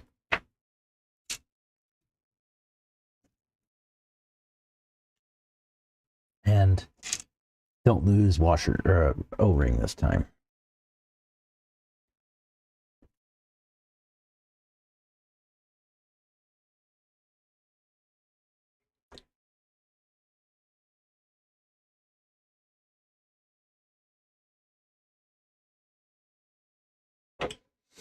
So yeah, little grease, O-ring, and then don't over tighten this screw.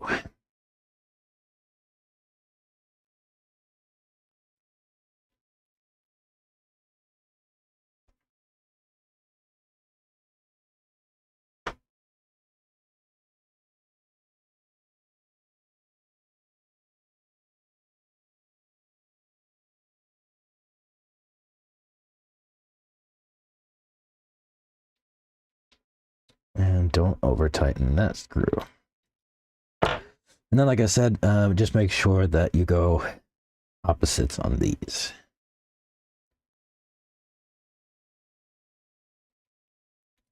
And then we'll sort out which one goes on which side once we get to put them on the car.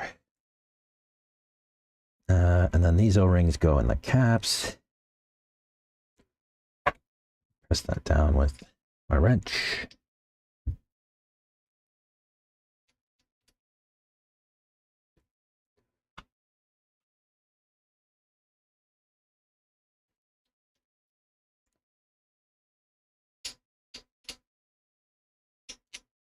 Nice. Then I've got grease everywhere from where I used the driver to set up my cartridges. Let's go ahead and put these eyes in. Take these perches off, the sprue. Don't need any of that stuff anymore. Gonna need to put these ball ends.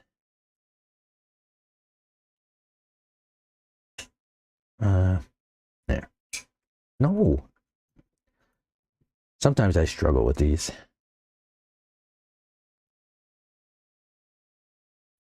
Sometimes the wrench wants me to struggle with these.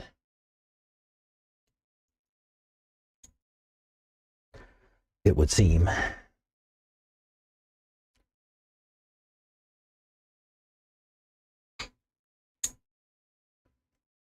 Right? Ball ends. What do I do with the other ones?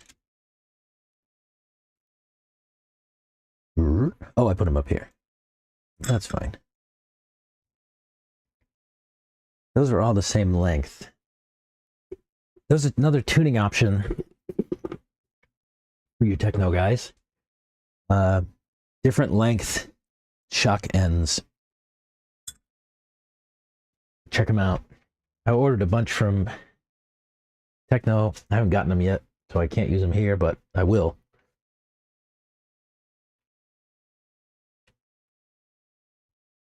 All right, where are we at?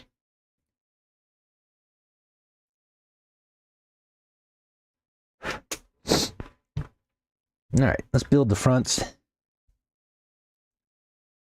I like to put a dab of oil in the cap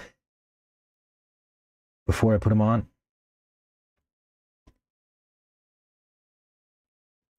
Nothing nuts, just a little dab. And then you twist the cap on, and then I will put my shock into my wheel wrench and run a screwdriver through the eye and use that to tighten it down.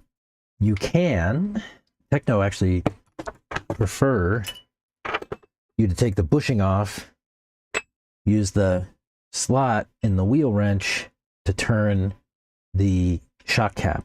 I just, yeah, it's not the best. I prefer my way. So then to bleed these, I'll compress the shock as much as I can while I'm backing the bleeder screw out. And you'll see oil and air come out. I'll get it all the way compressed, run that screw back in. Just snug, not too tight. And we'll wipe off all our oil and see if it's dead. Not quite. So you see how the shock sucks itself back in? I don't want that. I don't want it to suck itself back in, and I don't want it to push itself back out if I compress it. So the book tells you to do this step. I only do it if I don't have a dead shock at the end of the first bleed.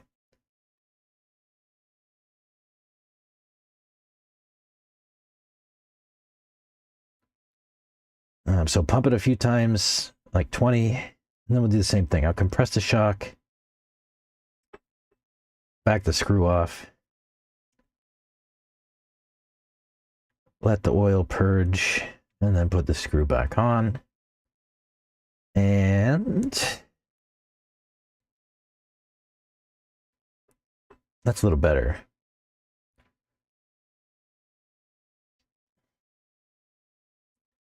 Doesn't have to be completely dead, just close. Next, you'll put your boots. Put your boots on. These are the old style boots. Techno have new ones that are tighter to the shock shaft. Kind of cool.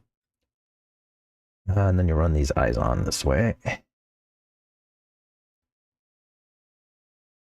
I'll stick with the yellow springs for now. I'll just reverse them, like you said, Savage Guy. Actually, these are all the same length. How do I get these undone? Are they? They're all the same length? What do I do? Stand them up. Yeah. All the same length.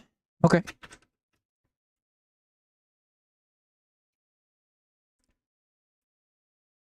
And then last thing to do is run a grub screw through the perch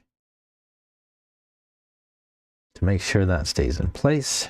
This grub screw doesn't do a ton of work, just keeps the perch in place, really.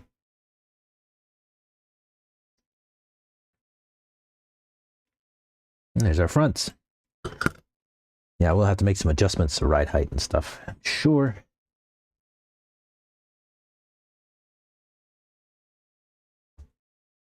Just since I've been here, the subs went up to 3.74. Oh yeah? That's pretty cool.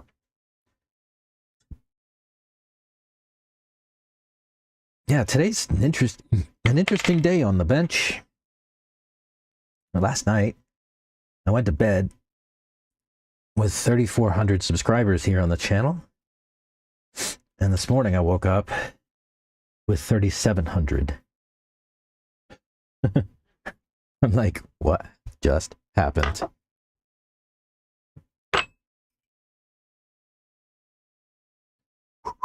Where'd my screwdriver go? Oh.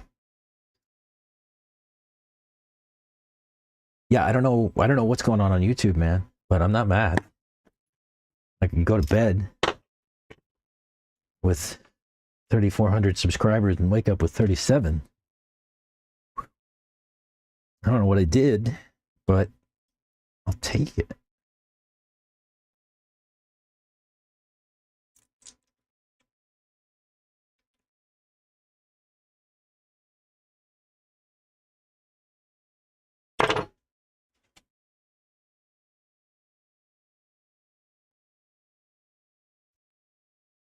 Pretty crazy. Makes for an interesting day. Is this dead-ish? Yeah.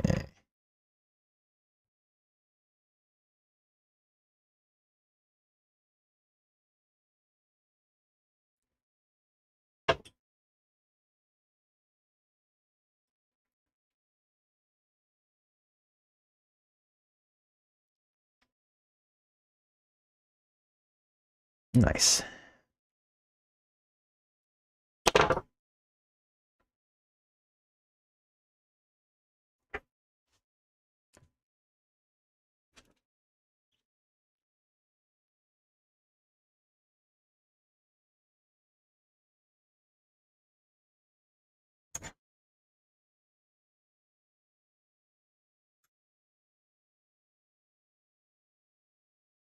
Well, we want to try the VP Pro boots. They are thicker and corrugated, for lack of a better word.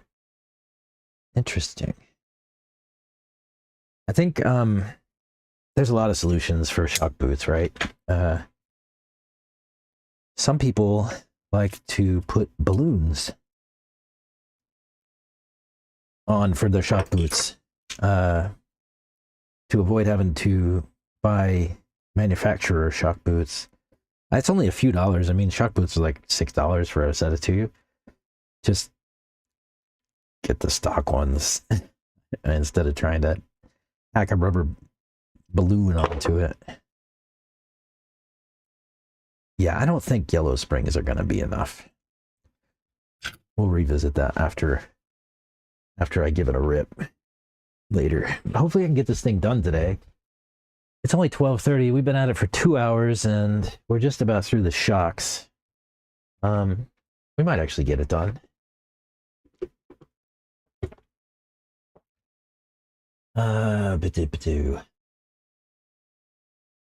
Balloons are terrible. I've done that. Yeah, right? Yeah, the balloons, they don't work so great.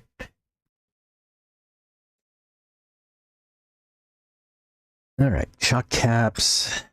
So I was going to put a little oil in.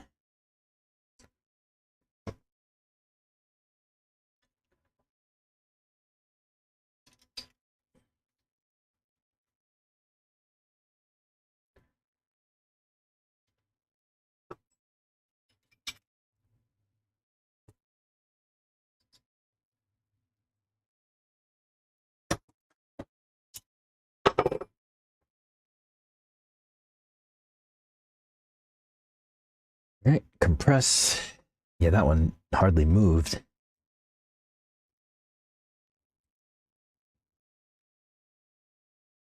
There should be a big, yeah.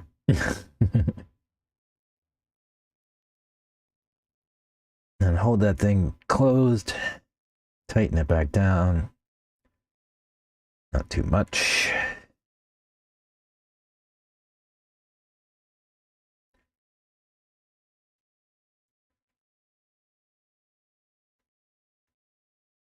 These bushings, you're actually supposed to take off whenever you service these things. I never, ever do.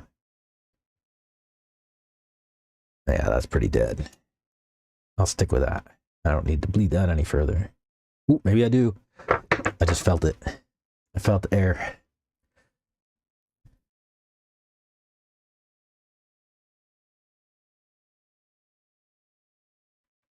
All right.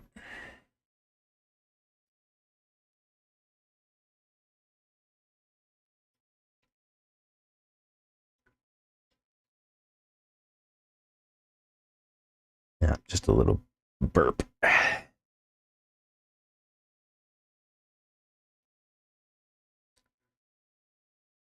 right. Now,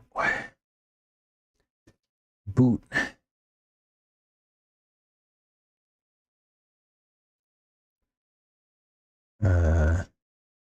Spring perch holder thingy. End, whatever you want to call it.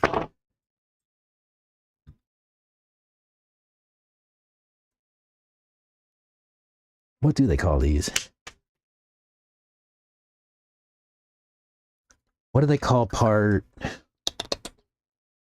6140D?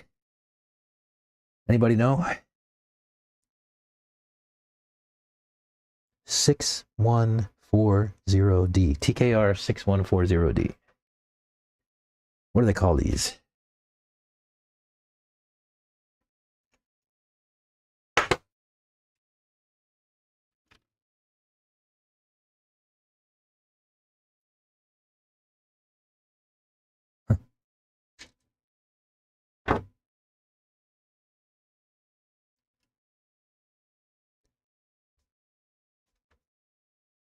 Shock end?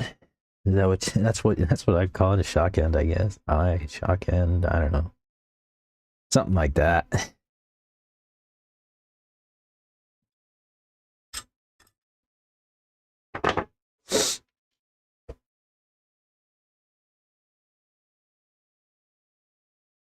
That O-ring wants to come out.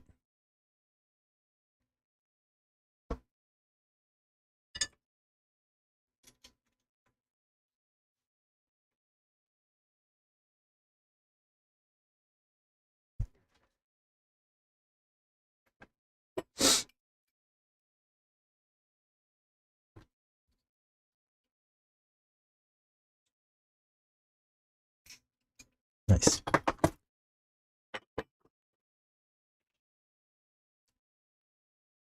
Oh, that one will not move past there. That's a lot of oil and air. This should be dramatic.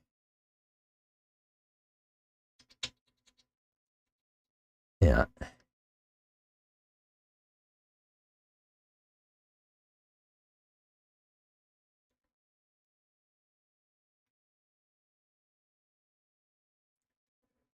Yeah, I love these microfiber towels, man.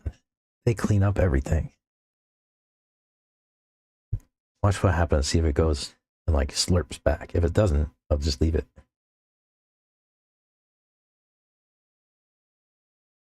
Nope. Yeah, I'll just leave it. That looks good.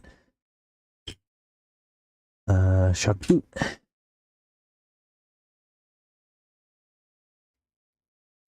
That one must have had just enough time to get all the bubbles out of it.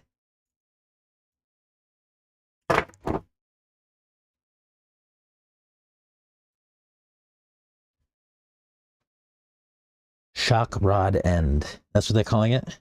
Shock rod end. Thank you. Shock rod end.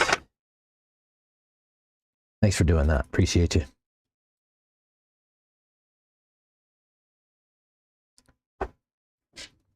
Appreciate you.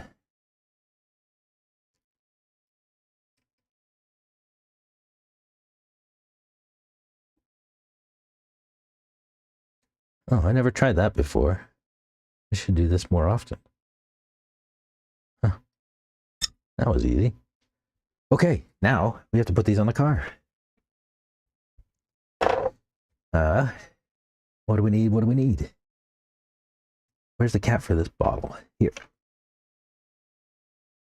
Oh, my hair bands are everywhere. Hair bands. They're not hair bands. They're nitro return bands. Oh, right. I have to put the chassis brace too. Okay.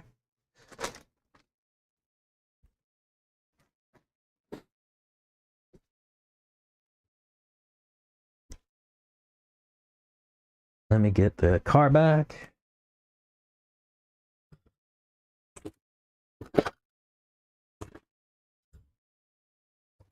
Now, I didn't put this piece on. Forgot. It does go there. I think it gets an M4 screw. 1444, yeah, and 4x12.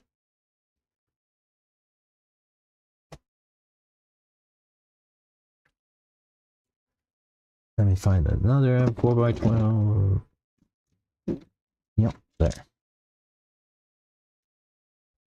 Why am I working hard? Work smart, man.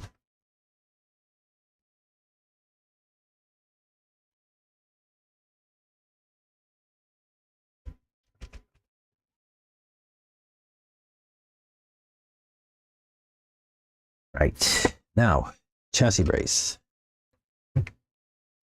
They do something weird here.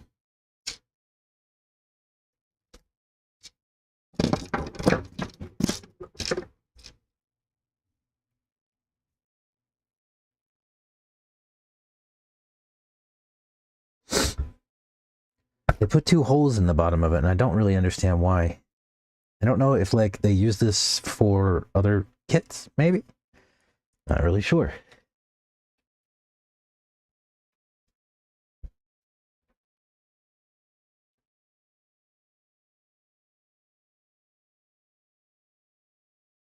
It's about time someone appreciates my excellence. Yeah. Don't forget to install the continuum transfunctioner. Oh, yeah. Super important. Have you ever seen just like a fake instructional video where is that what that comes from? The continuum transfunctioner? There's like a guy and he's like doing like an educational video on a super technical thing, but like it's all made up. See if I can find it.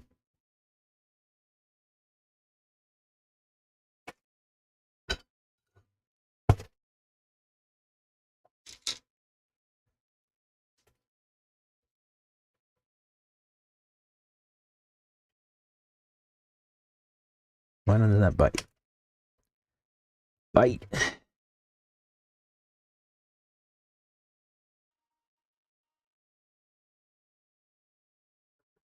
All right. Chassis brace installed.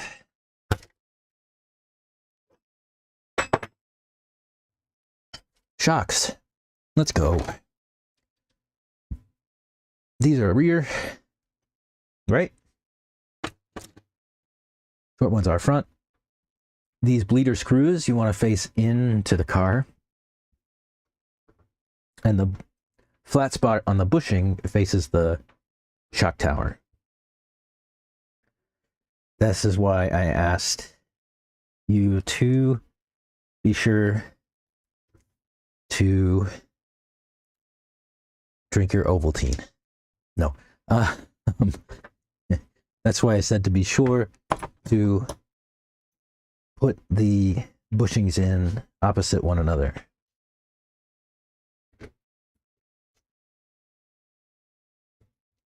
And these nuts are nylock shoulder flanged nuts. You don't need to go too crazy to tighten them down. Just tight enough.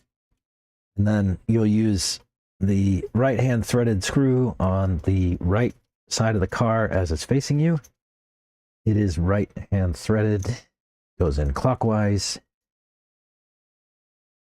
On the other side, you'll use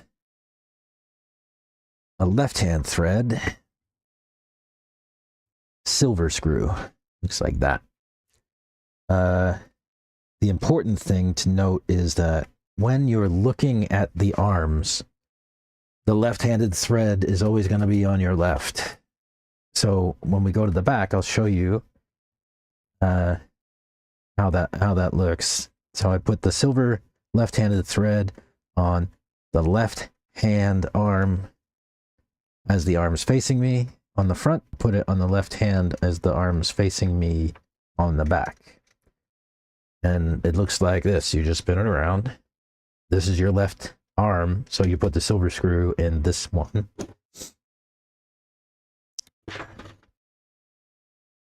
The silver reverse thread screw. And then, oh, I forgot to put a nut on the front of the shock in the front.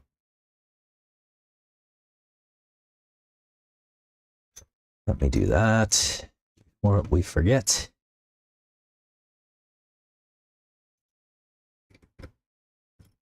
See? Don't want to cross thread it.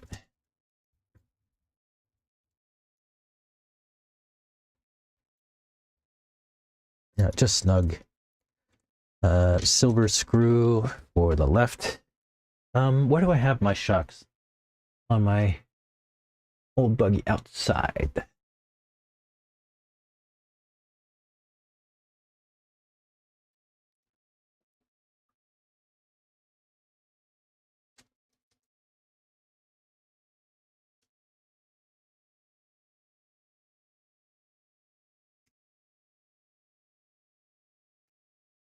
Outside holes. Outside bottom, center on the top. So I'm all the way laid down in the front and about halfway laid down in the back.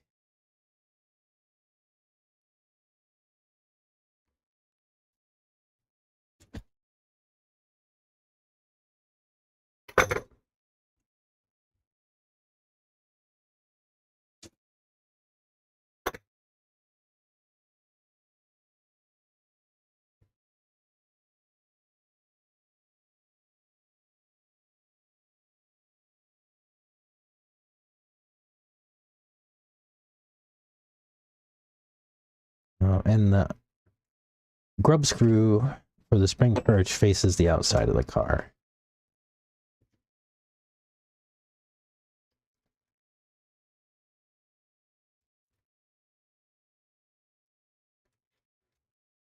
Black right-handed thread on the right side.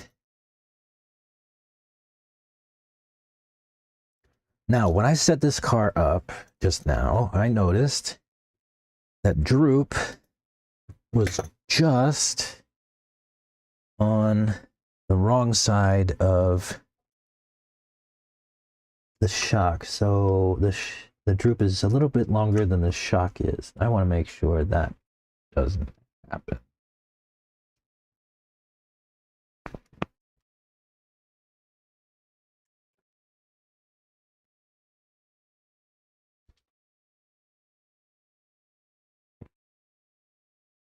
And then I'll set droop properly in a little bit.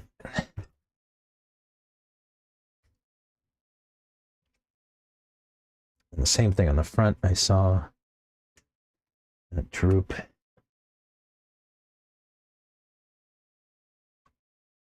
Oh, there catches.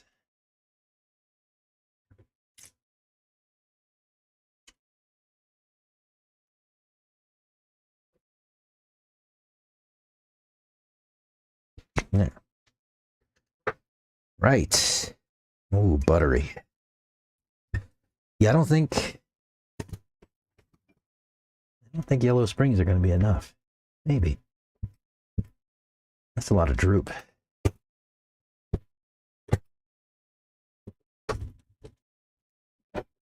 Okay. What's next? We did bags of L and M.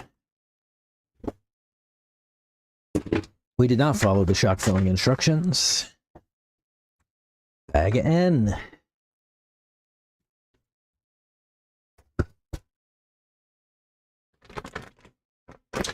Oops.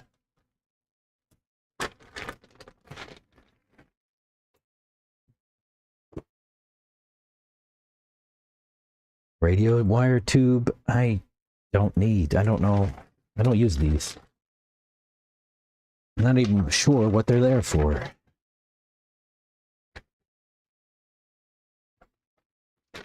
I will not use these side pods. I'll take the wide body kit off of my other buggy. Put that on there instead. The other things I'm going to do differently. I am going to put an LCeram oxide ESC in this, so I will very likely cut most of this tray off. This is supposed to be an ESC mounting position, but with the oxide, it has a nice big heat sink on the bottom of it, and what I did in my truck is I put the oxide directly on the chassis plate with some CPU thermal paste in between. And yeah, seems to be good so far. I don't have a fan on that Speedo, and it still comes off the track around 130 to 150, which is pretty good. There's our radio box, battery strap.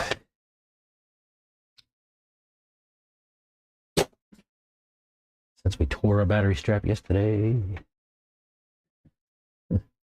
Craziest thing. So this little lip is what you're talking about filing off, Savage Guy? Is that what you're talking about? You'd knock that down?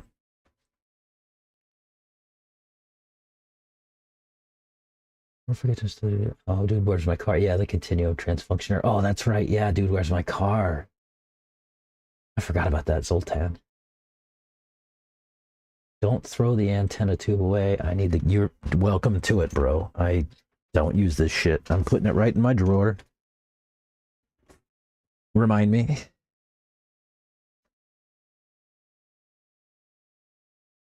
Do you know this is the least favorite part of the build for me? Putting electronics in. Yeah, you took that off and rounded it. Okay. Well, let's see. How can I do that? How did you do that? Just shave it with a knife or Dremel?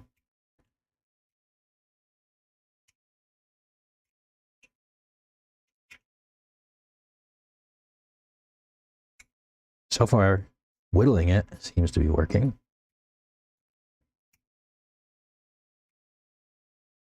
Yeah.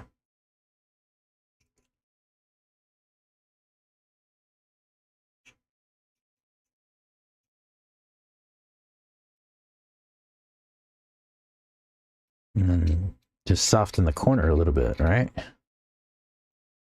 Chamfer. Like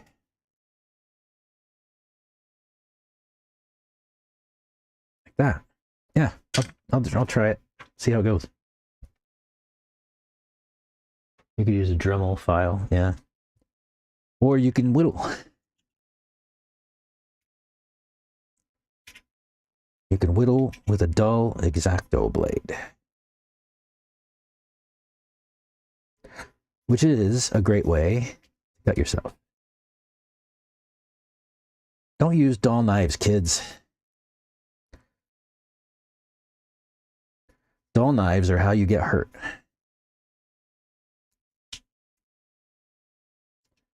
Also, don't cut toward yourself. You think I'm violating that right now, don't you? But I'm not. Promise. Ow. Because the blade handle is going to get caught against that thing before it hits me. There you go. Knock that down a little bit each way. So nice and flat and softer corner. Yeah. Okay.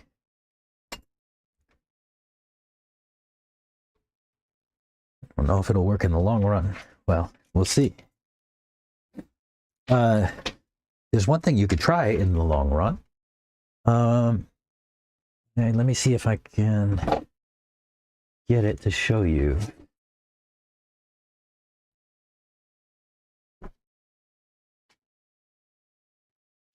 Or maybe I don't have one. Actually, I can't show you. If Scott was here, I could show it to you. But so my campermate Scott, he has some 3D printed things that basically sit between the chassis plate and the strap to keep the battery up a little bit higher and keep it from chewing up the Velcro down there.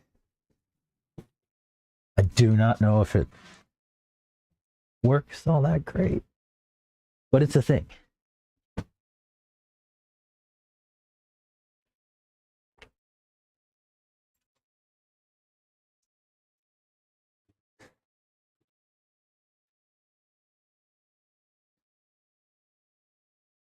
All right, give me a few minutes, quick break.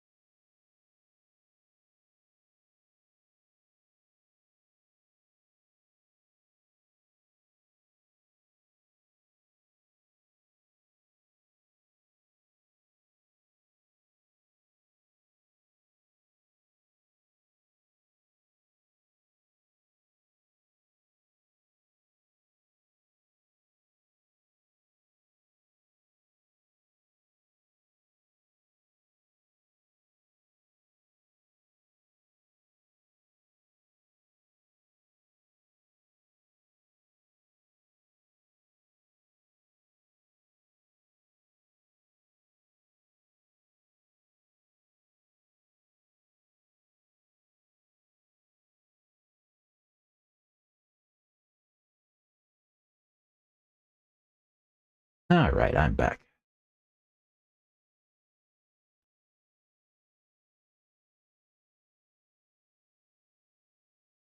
Yeah, I don't use Scott's chassis insert for under the battery. Like I said, I was talking about it, but I don't have one.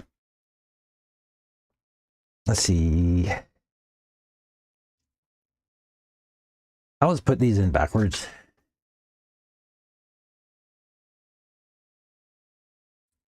Right? Yeah, that's right.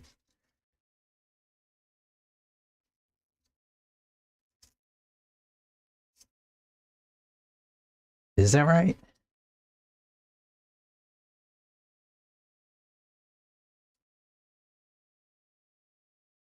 Looks right. Send it.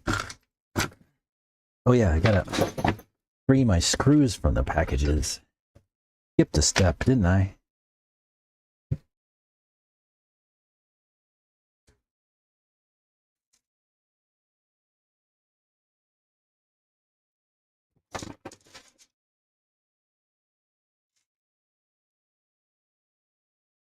Skipped a step.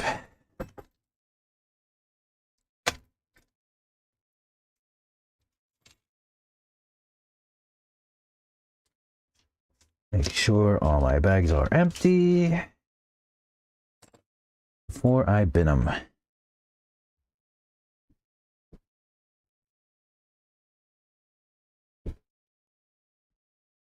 All right. We need some M4 flat.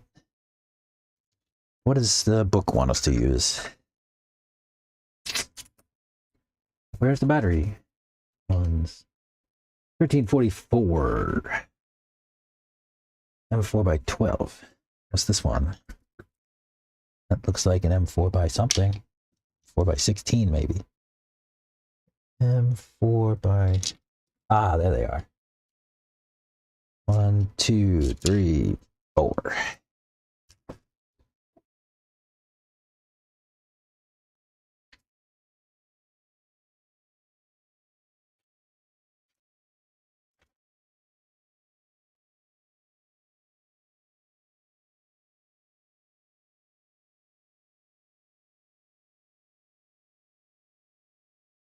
Mm-hmm.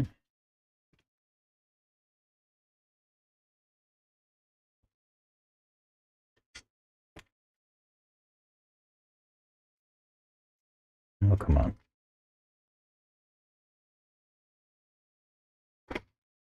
All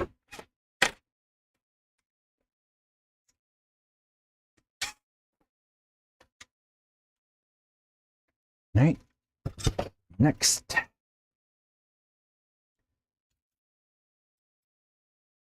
Yeah, that looks good.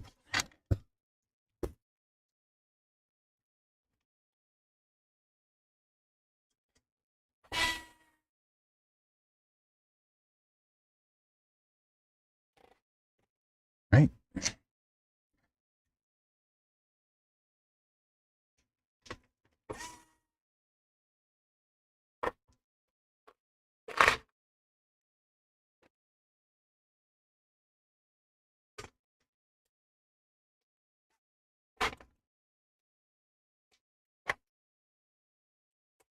All right.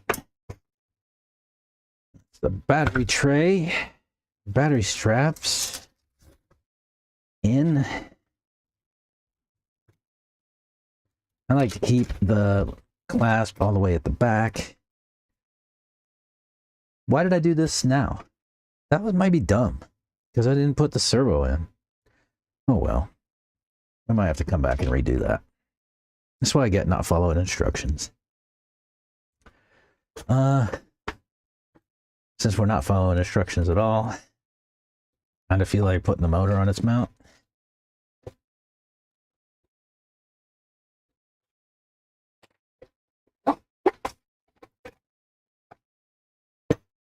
At 2200.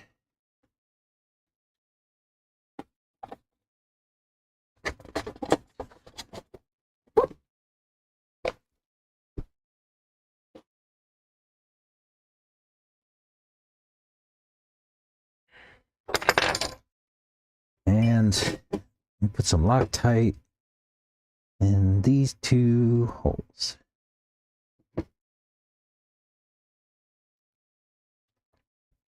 Then I'm going to need the slide. And which screws do they tell you to use for the motor? Since we're not following instructions. 1523. It's M3 by 10 cap head.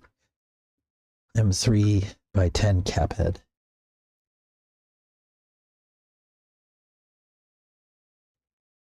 These.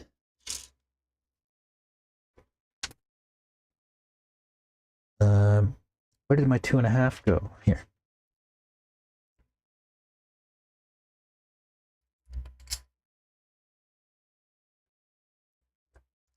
Funny story about this right here. In the kit, they tell you, or in the instruction manual in the kit, they tell you a secret. It's not so secret, but it used to be. I'll show you as I lose my screws. Landed on my magnetic strip. If you don't know, the edge of my bench has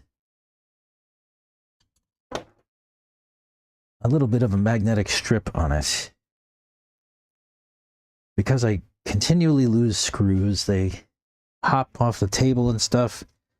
And with this little magnetic strip, a lot of times the screws get caught and they won't roll off the table because they hit the strip. And yeah, super, super good thing to have. I made it from a spool of, I can show you somewhere, maybe. Yeah. These are 4 robotic vacuum cleaners. You're supposed to put them in your doorways and stuff like that. They're magnetic, and the magnetic field tells the vacuum cleaner not to go past it. So what I did was put it down on the desk, and I used some shoe goo to hold it down.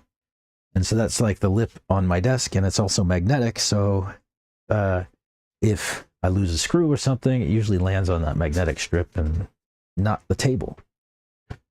Doesn't always work, but it works better than if it wasn't there. Motor mounts.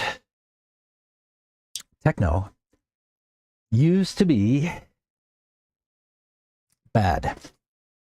I'll show you in the book. In the book, they show you to use these holes for off-road use and these holes for on-road use. I actually put that in the wrong one. Why is it important? Or why is there a story about it? Well, back in the 2.0 kit, they did not have that instruction. It didn't exist.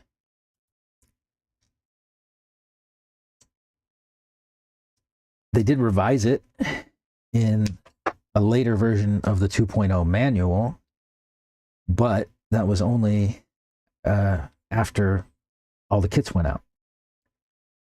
So if you got a 2.0 and an early manual, you might have made a mistake and put the screw in the wrong hole like I did the first time. This is important because if you put the screw in the wrong hole on the motor mount, it will not give the motor the support it needs for off-road use. That other hole is for on-road use, 36 millimeter all conditions and 42 millimeter on-road. This is a 42 millimeter can, and I run off-road, so it tells you to use the right holes here. So on my 2.0, my very first Techno I built, I put it in the wrong hole, not knowing. right? I just did whatever because there was no instruction. And of course, that was the wrong thing. And so at some point, I had a bad crash and my can hit the deck on my car and cracked. I have one that is cracked. I put some JB weld on it to try to keep it together, but you can see that there is a crack in this can and the two sides are almost want to come apart. So yeah, this motor's not good any longer. It could work as long as it doesn't ever bend. Maybe a little bit more JB weld will fix it. I don't know. But yeah, make sure you put these screws in the right holes. Very important, even though they did not have it in the old manual.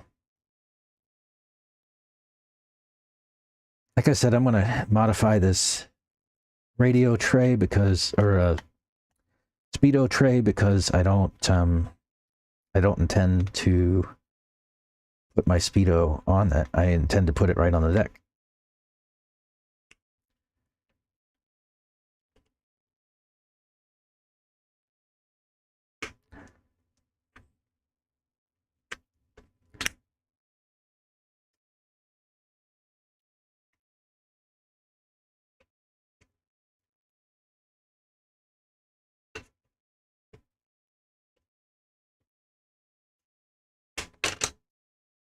So that just shaves that whole tray off. Bye-bye.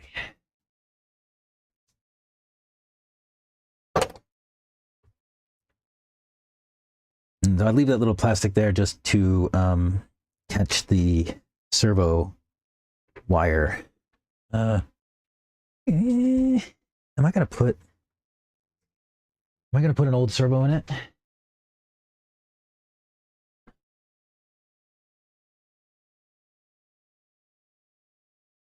Let me see. Let me see if I can just get a new servo.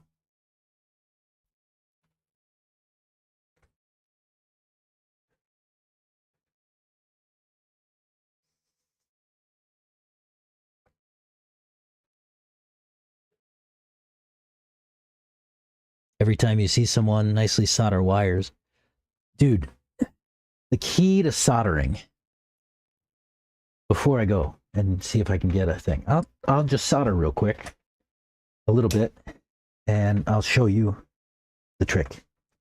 There's not really a trick. The key though is a hot soldering iron. I have this Weller WEP70, 23 volts, 70 watts, and it's got a nice base station on it that you control the temperature with. It looks like this. You can see heating up to 210. It is set at 830 degrees Fahrenheit. So super important, have a nice hot iron. Number one, have a nice hot iron. Have a good iron. The cheap ones that you can get for like $10 or something like that will work. They don't get very hot and they don't stay very hot. Get yourself a good soldering iron. This one was about $100 for the whole setup. I'll tell you, I've used it for hours and hours. The people in the camper use it every time they need to do something, and that's kind of how it goes. Yeah, this thing is a rock star. It's super solid. It's been dropped 5-6 times on the ground, and the case doesn't even really stay on it, but it still works a treat. So the key is heat. Don't be afraid to soak these in heat. No, people tend to worry about it, and they're like, oh, I don't want to melt anything, nothing like that. Well, let me show you what I do. This is an 830 degree iron. All right. So I'll tin it a little bit, tin the tip, wipe it off. It should be nice and silver. And then No, it's not quite. Let me clean it up a bit more. Flux is your friend. It should be nice and shiny in the end. All right. So, heat. Lots and lots of heat. I will put I use this chisel tip on the iron. If you can see that, I don't want to get too close or I'm going to burn myself. But chisel tip, big wide tip. Don't use a little one. The little ones are trash. Big wide tip transfers lots of heat. And you'll basically just throw heat on there, right? Let it heat up, let it cook. I'm just going to rest it there, rest it there, rest it there. Then add a little solder. And wet solder does amazing things, especially once the flux gets on. Oops, I slipped. And you'll see what happens when you're not afraid to pour heat on. I'm just going to leave this here, right? And when I take it off, you get a nice liquid metal. It stays liquid. It's still not solid. Now I blow on it, it goes solid. So that's how much heat is soaked into that terminal, right? Before I even put solder on it. Same thing. Put lots of heat. Put a little solder. And you want to let it flow over the whole terminal, just like that. There it goes solid right there. Same thing again. Lots of heat. Don't be afraid.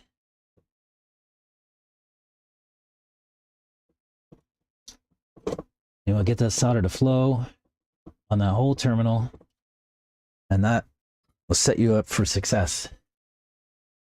And it'll look like that when you're done. If you can see, nice and shiny silver. And that stuff has flown over the surface of the terminals. You can see in some spots it actually leaked a little bit down, but just be careful about that. Otherwise, you don't have to worry too much when you do these things. Lots and lots of heat. Heat is your friend. I won't solder wires on yet, but that's the ticket, right? Lots and lots of heat. And these are not, I mean, I can touch these now, right? They're not, it's not, hurt anything. So yeah, that's the secret to soldering. Heat. Heat's your friend.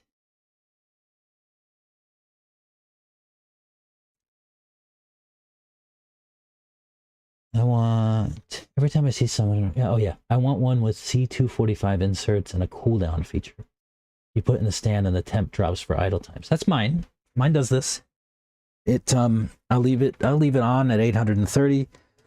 If I don't use it for a few minutes, it'll drop the temp to like 300 or something like that. But then as soon as you touch the tip to something and it senses the temperature drop, it'll kick it right back on. It's good stuff. Pretty clever. Did I lose video again? Oh, you guys. I thought I had it. I thought I had problem solved. Clearly not. Let's try it differently.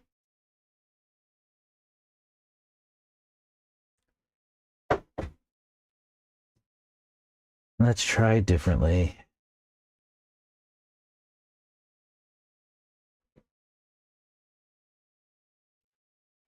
Uh-huh. Now you're back. Technicolor, indeed.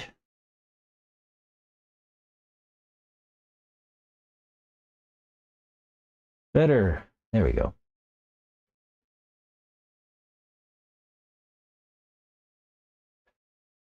So, this is about 3 hours in, right? I'm about 3 hours into this stream and the camera cut. I need to come up with a better solution for how to keep this camera powered for hours.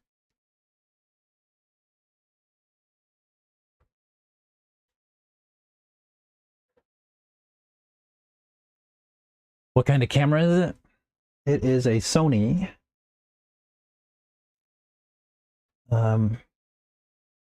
ZV something or another.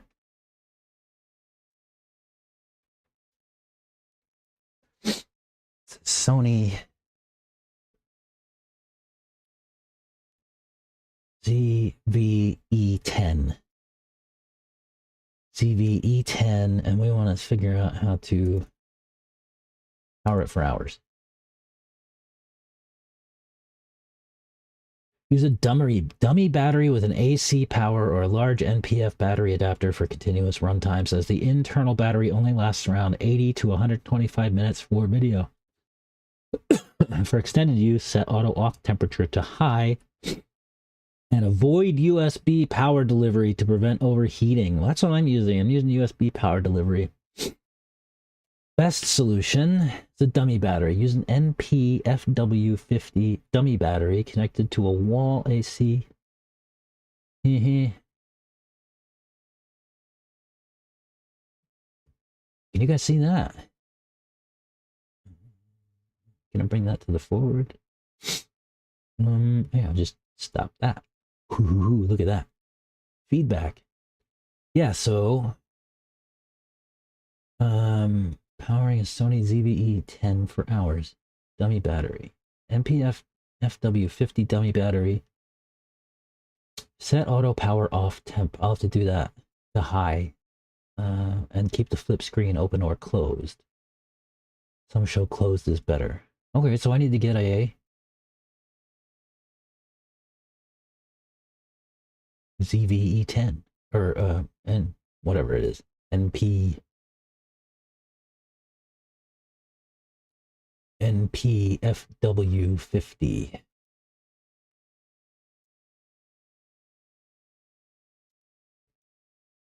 Let's go to Amazon.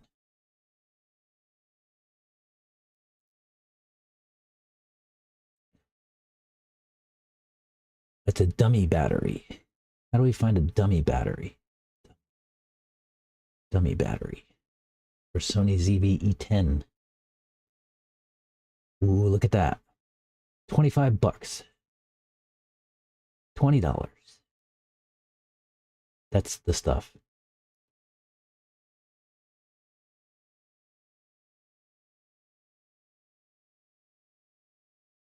Yeah, let me get one of those.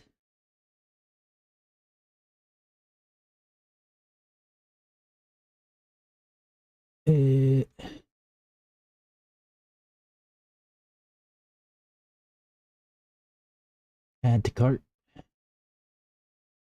And to buy one. I'll just send it. Proceed to checkout. Place your order. When's it going to come? Tomorrow. All right. Well, maybe we won't have this trouble anymore after tomorrow. Sorry about that, guys.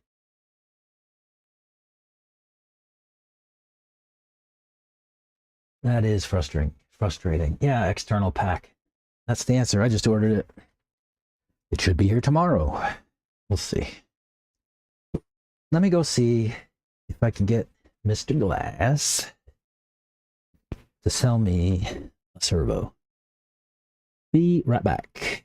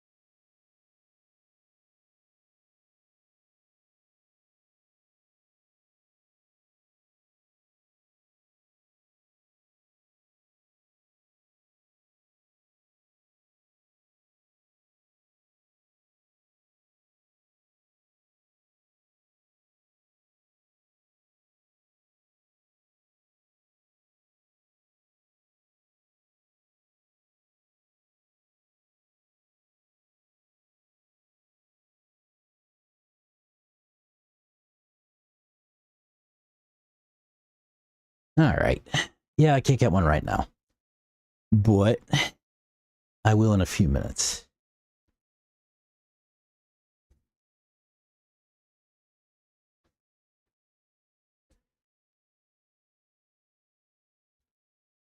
So I can go and get a servo in a few minutes.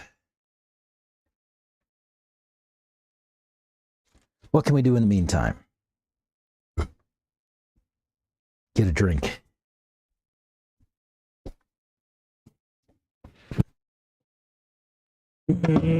Maybe. Still on the cane sugar root beer.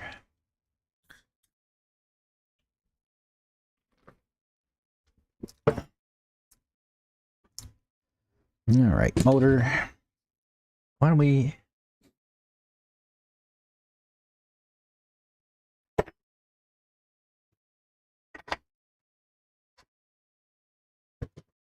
Maybe I'll put that on later. Let me get my Speedo.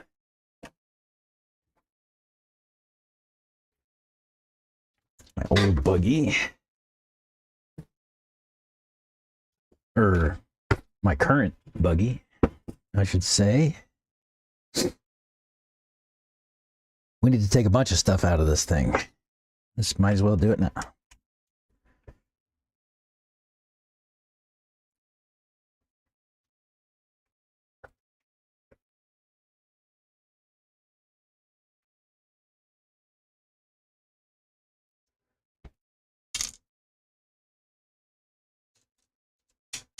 Oh, those are for the motor mount. I'm like, what are those countersunk washers for?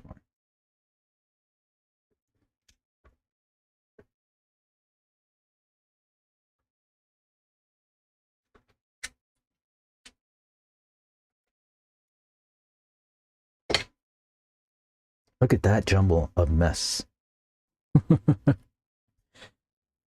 That is a show.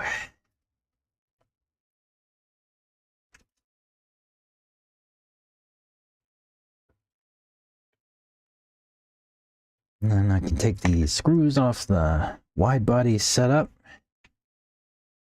I'm going to take this and put it right on the new one.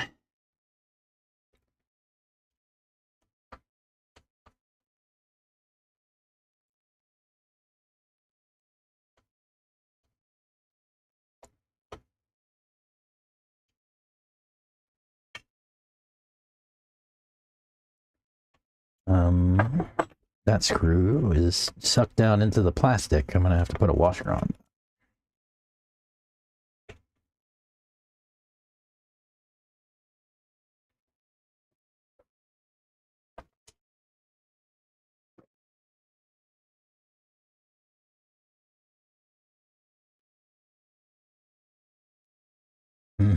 Yeah, I'm going to have to put a washer on that. It shows you how much good a washer does. And that one sucked right through the plastic too. I better get with Scott to get a new side pod set up.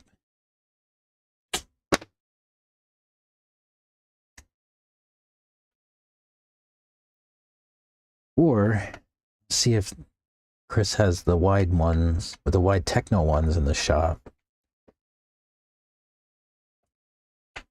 That would not please Scott, but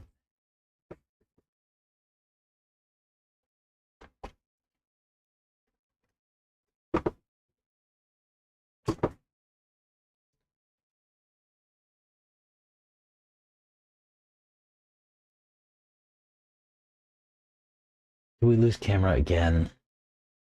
Ugh. Stand by. Yeah, this is not going to be a problem after tomorrow. I promise. It's funny, sometimes I can record without any issue for hours and hours, and I don't have any trouble, but this is not working yesterday and today for whatever reason.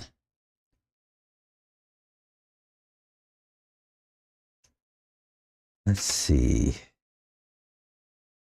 That's a fan.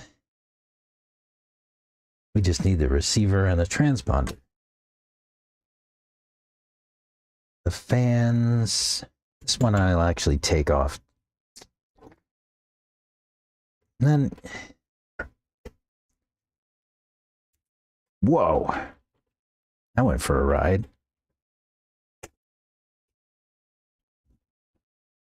I'm gonna have to hog out my chassis brace for this, I think.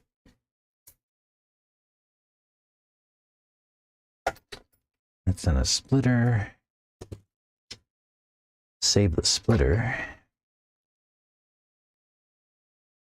It's fan. Like that. Right.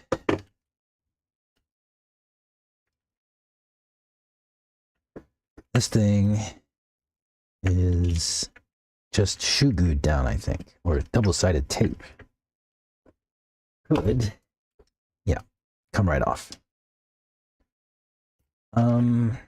I'll desolder these wires from this guy, and we can move things over.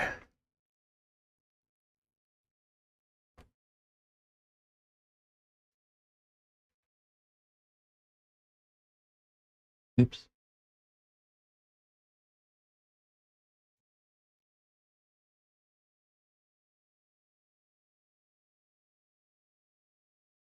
You need to rob that old 2.2 of its 2.2 parts.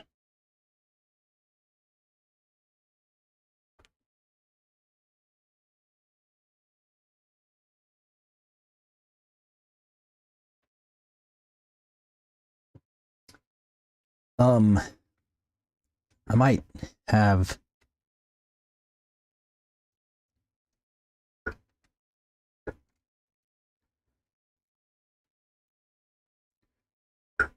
a little bit of a secret for you, but you'll have to wait and see. All right, solder and iron. Again, lots of heat. It's all about heat. A little bit of wet solder makes things happen faster. I don't know why. There's something about wet solder that makes solid solder melt faster. If you know why, let me know.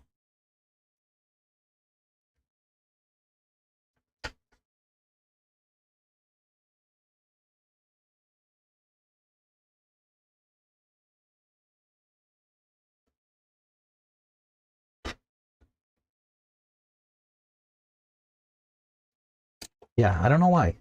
It really does work though. Wet solder makes things easier. Speedo is out.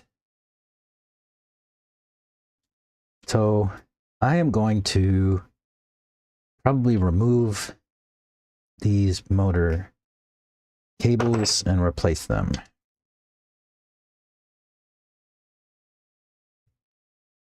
I'll take the sensor wire out for now. And let's figure out how to cut these. Shrink tube off. And I'll replace the wires entirely for the motor wires.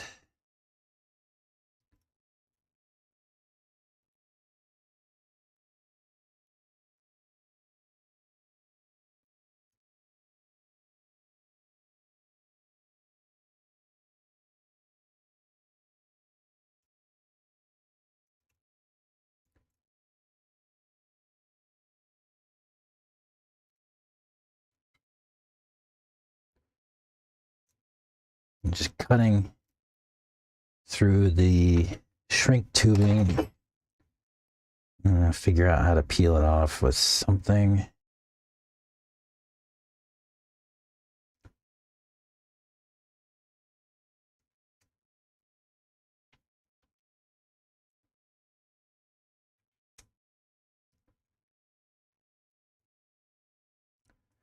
That should do it. Nope. Gosh, camera. Yeah, I'm just gonna shut down the stream after a minute here. This is frustrating.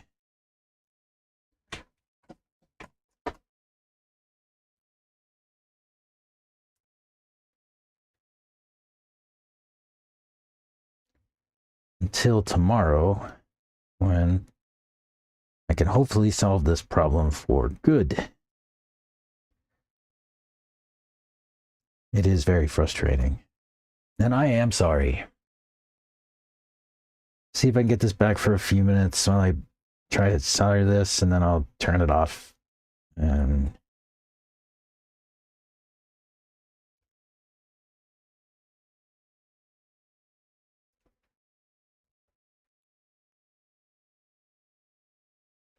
is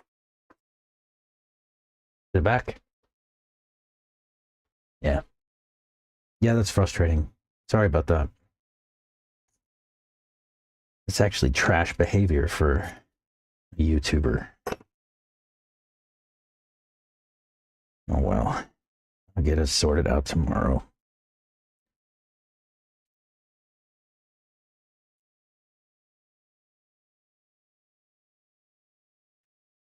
Oh, come on. This shrink tubing does not want to come off. Like I've mangled the wire trying to get it to come off.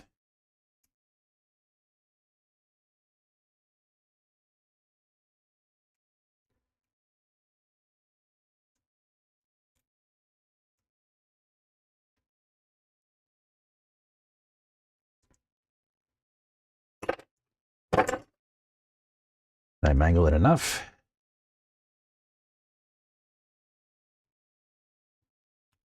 Yes. Sheesh.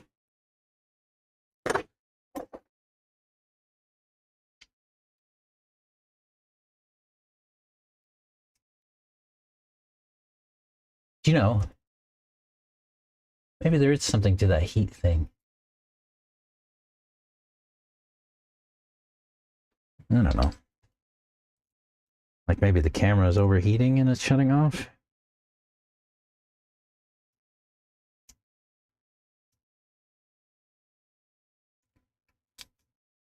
And then when I turn it off, it gets enough back. No, I think it's actually the battery that's doing this.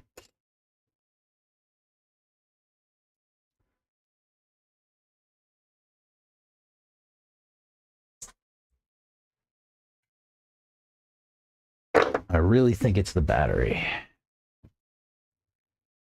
All right. So yeah, my soldering iron, it went down to 360 something. Now, when I demand it do something, it will turn the heat back up.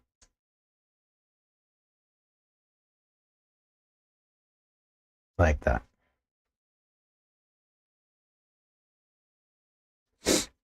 Now I just have to wait for it to heat up. Now we can rip these things off.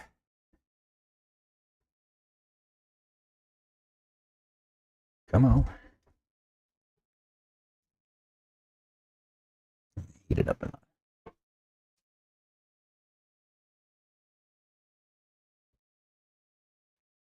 Give me 830.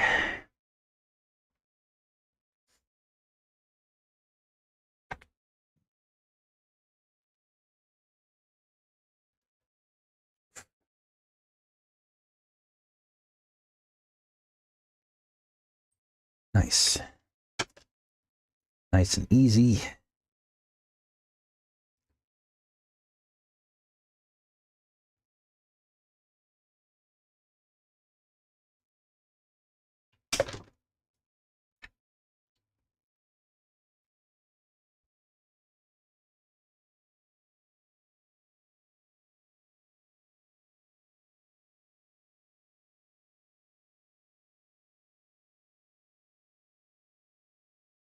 Come on. This one has a lot of solder on it.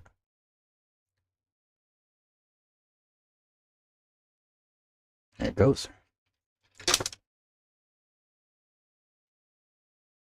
So yeah, so that's all nice and tin still. I can just solder on new wires.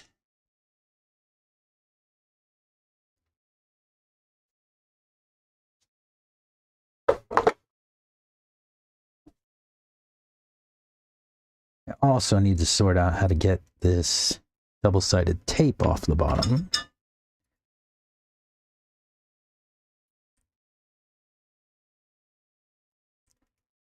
I also need to find some screws so I can mount this thing to the deck. And I'm going to have to use my transfer punches and make some holes in the chassis plate for this guy.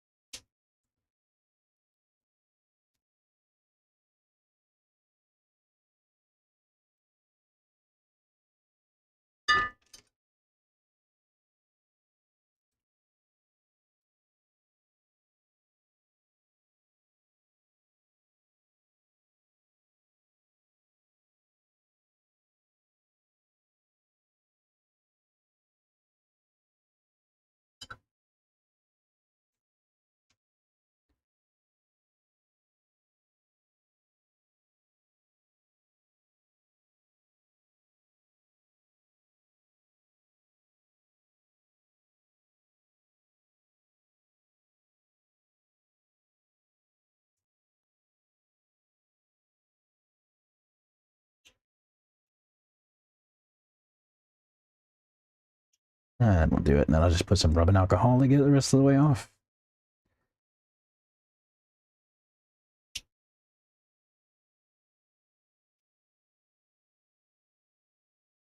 Yeah.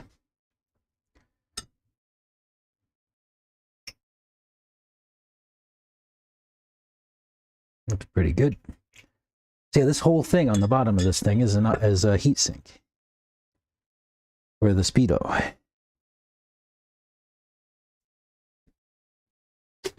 The entire bottom is a heat sink. Let me get some alcohol.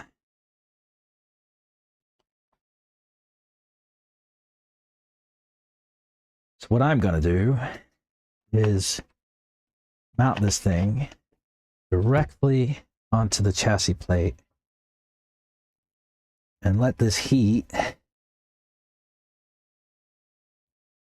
dissipate into the chassis. Instead of having a fan, getting alcohol everywhere. I better let this thing dry off for a little while before I do anything with it. As soon as I put an 800-degree soldering iron on it, it'll catch fire.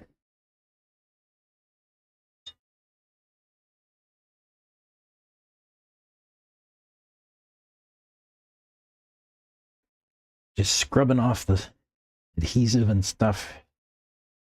Trying to get it nice and clean. And once I get it clean, I'll make it and transfer the holes over to the chassis plate and then put some CPU paste on and bolt it down.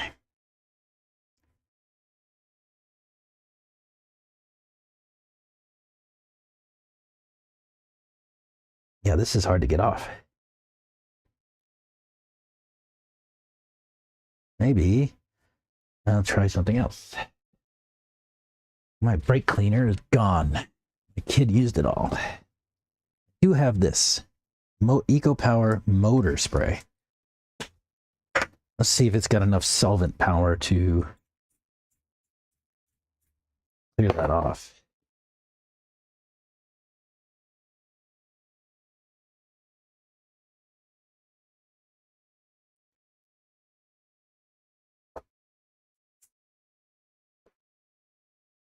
This stuff evaporates really, really quickly. Yeah, no, that's not going to do me any good. It is nice in that it does not leave residue.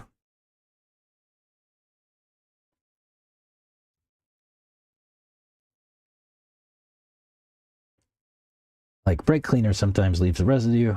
This EcoPower stuff does not. So a lot of times I'll use brake cleaner and then follow it up with this EcoPower stuff because it just works. I think that any adhesive I leave here is going to prevent heat from transferring the way I want it to. Trying my best to get as much of it off as possible.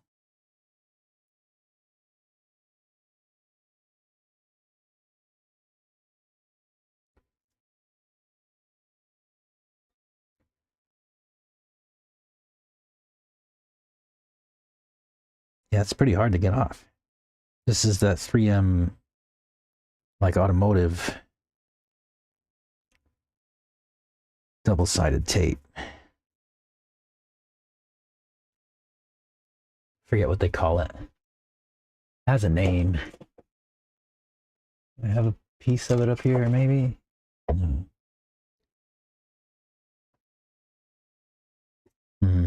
No, I thought I had some laying around, but I don't.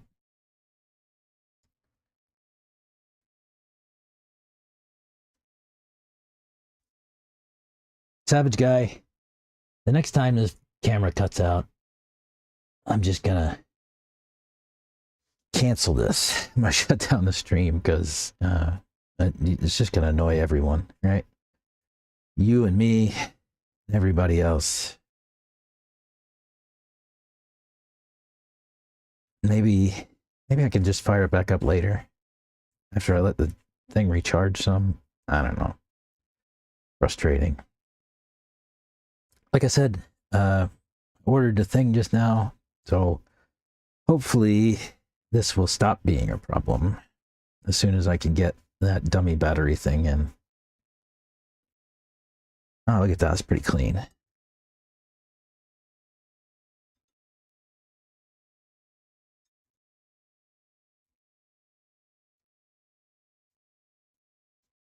Pretty good. I do need to make a little bit of a transfer sheet for that, so I need a piece of paper.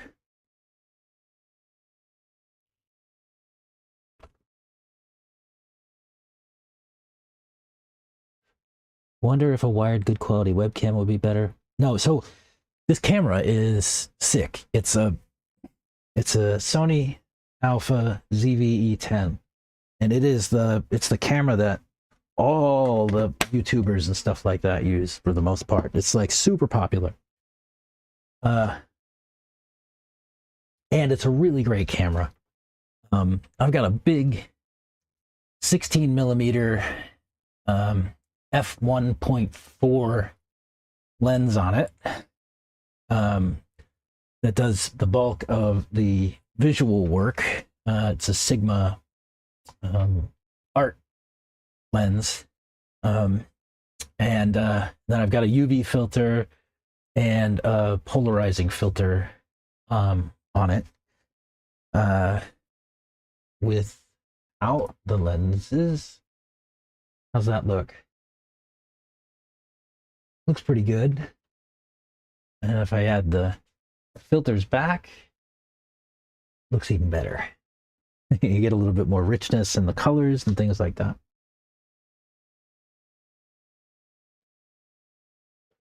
So the camera is off again, but it is a fantastic camera. I just have very little experience with streaming with it. Like I've only done this for like the past, what, 2 weeks, 3 weeks? So yeah, it is what it is. I'll get it solved and we won't have to deal with this crap anymore. I hope.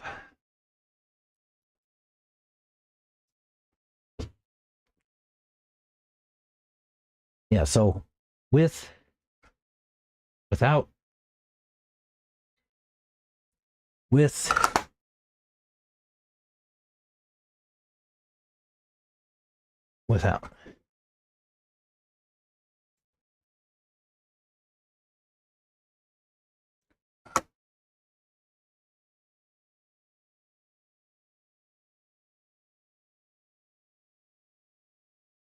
yeah, what a pain. Okay, I'm gonna go see if I can get a servo. I'm gonna shut this down for now. I'll bring it back later, maybe. We'll see. Depends on how things go. Tomorrow I'll get the right thing. I will probably won't stream tomorrow. We have a race. But maybe. We'll see. We'll see how it goes. But yeah. Sorry about that. It'll be better next week, for sure. I'll solve this problem for once and for good. I hope. All right, buddy. Buddies, there's a couple of you out there. All right, buddies. I will see you in the next video or the next live stream. Hope everybody has a good day. And yeah, catch you later.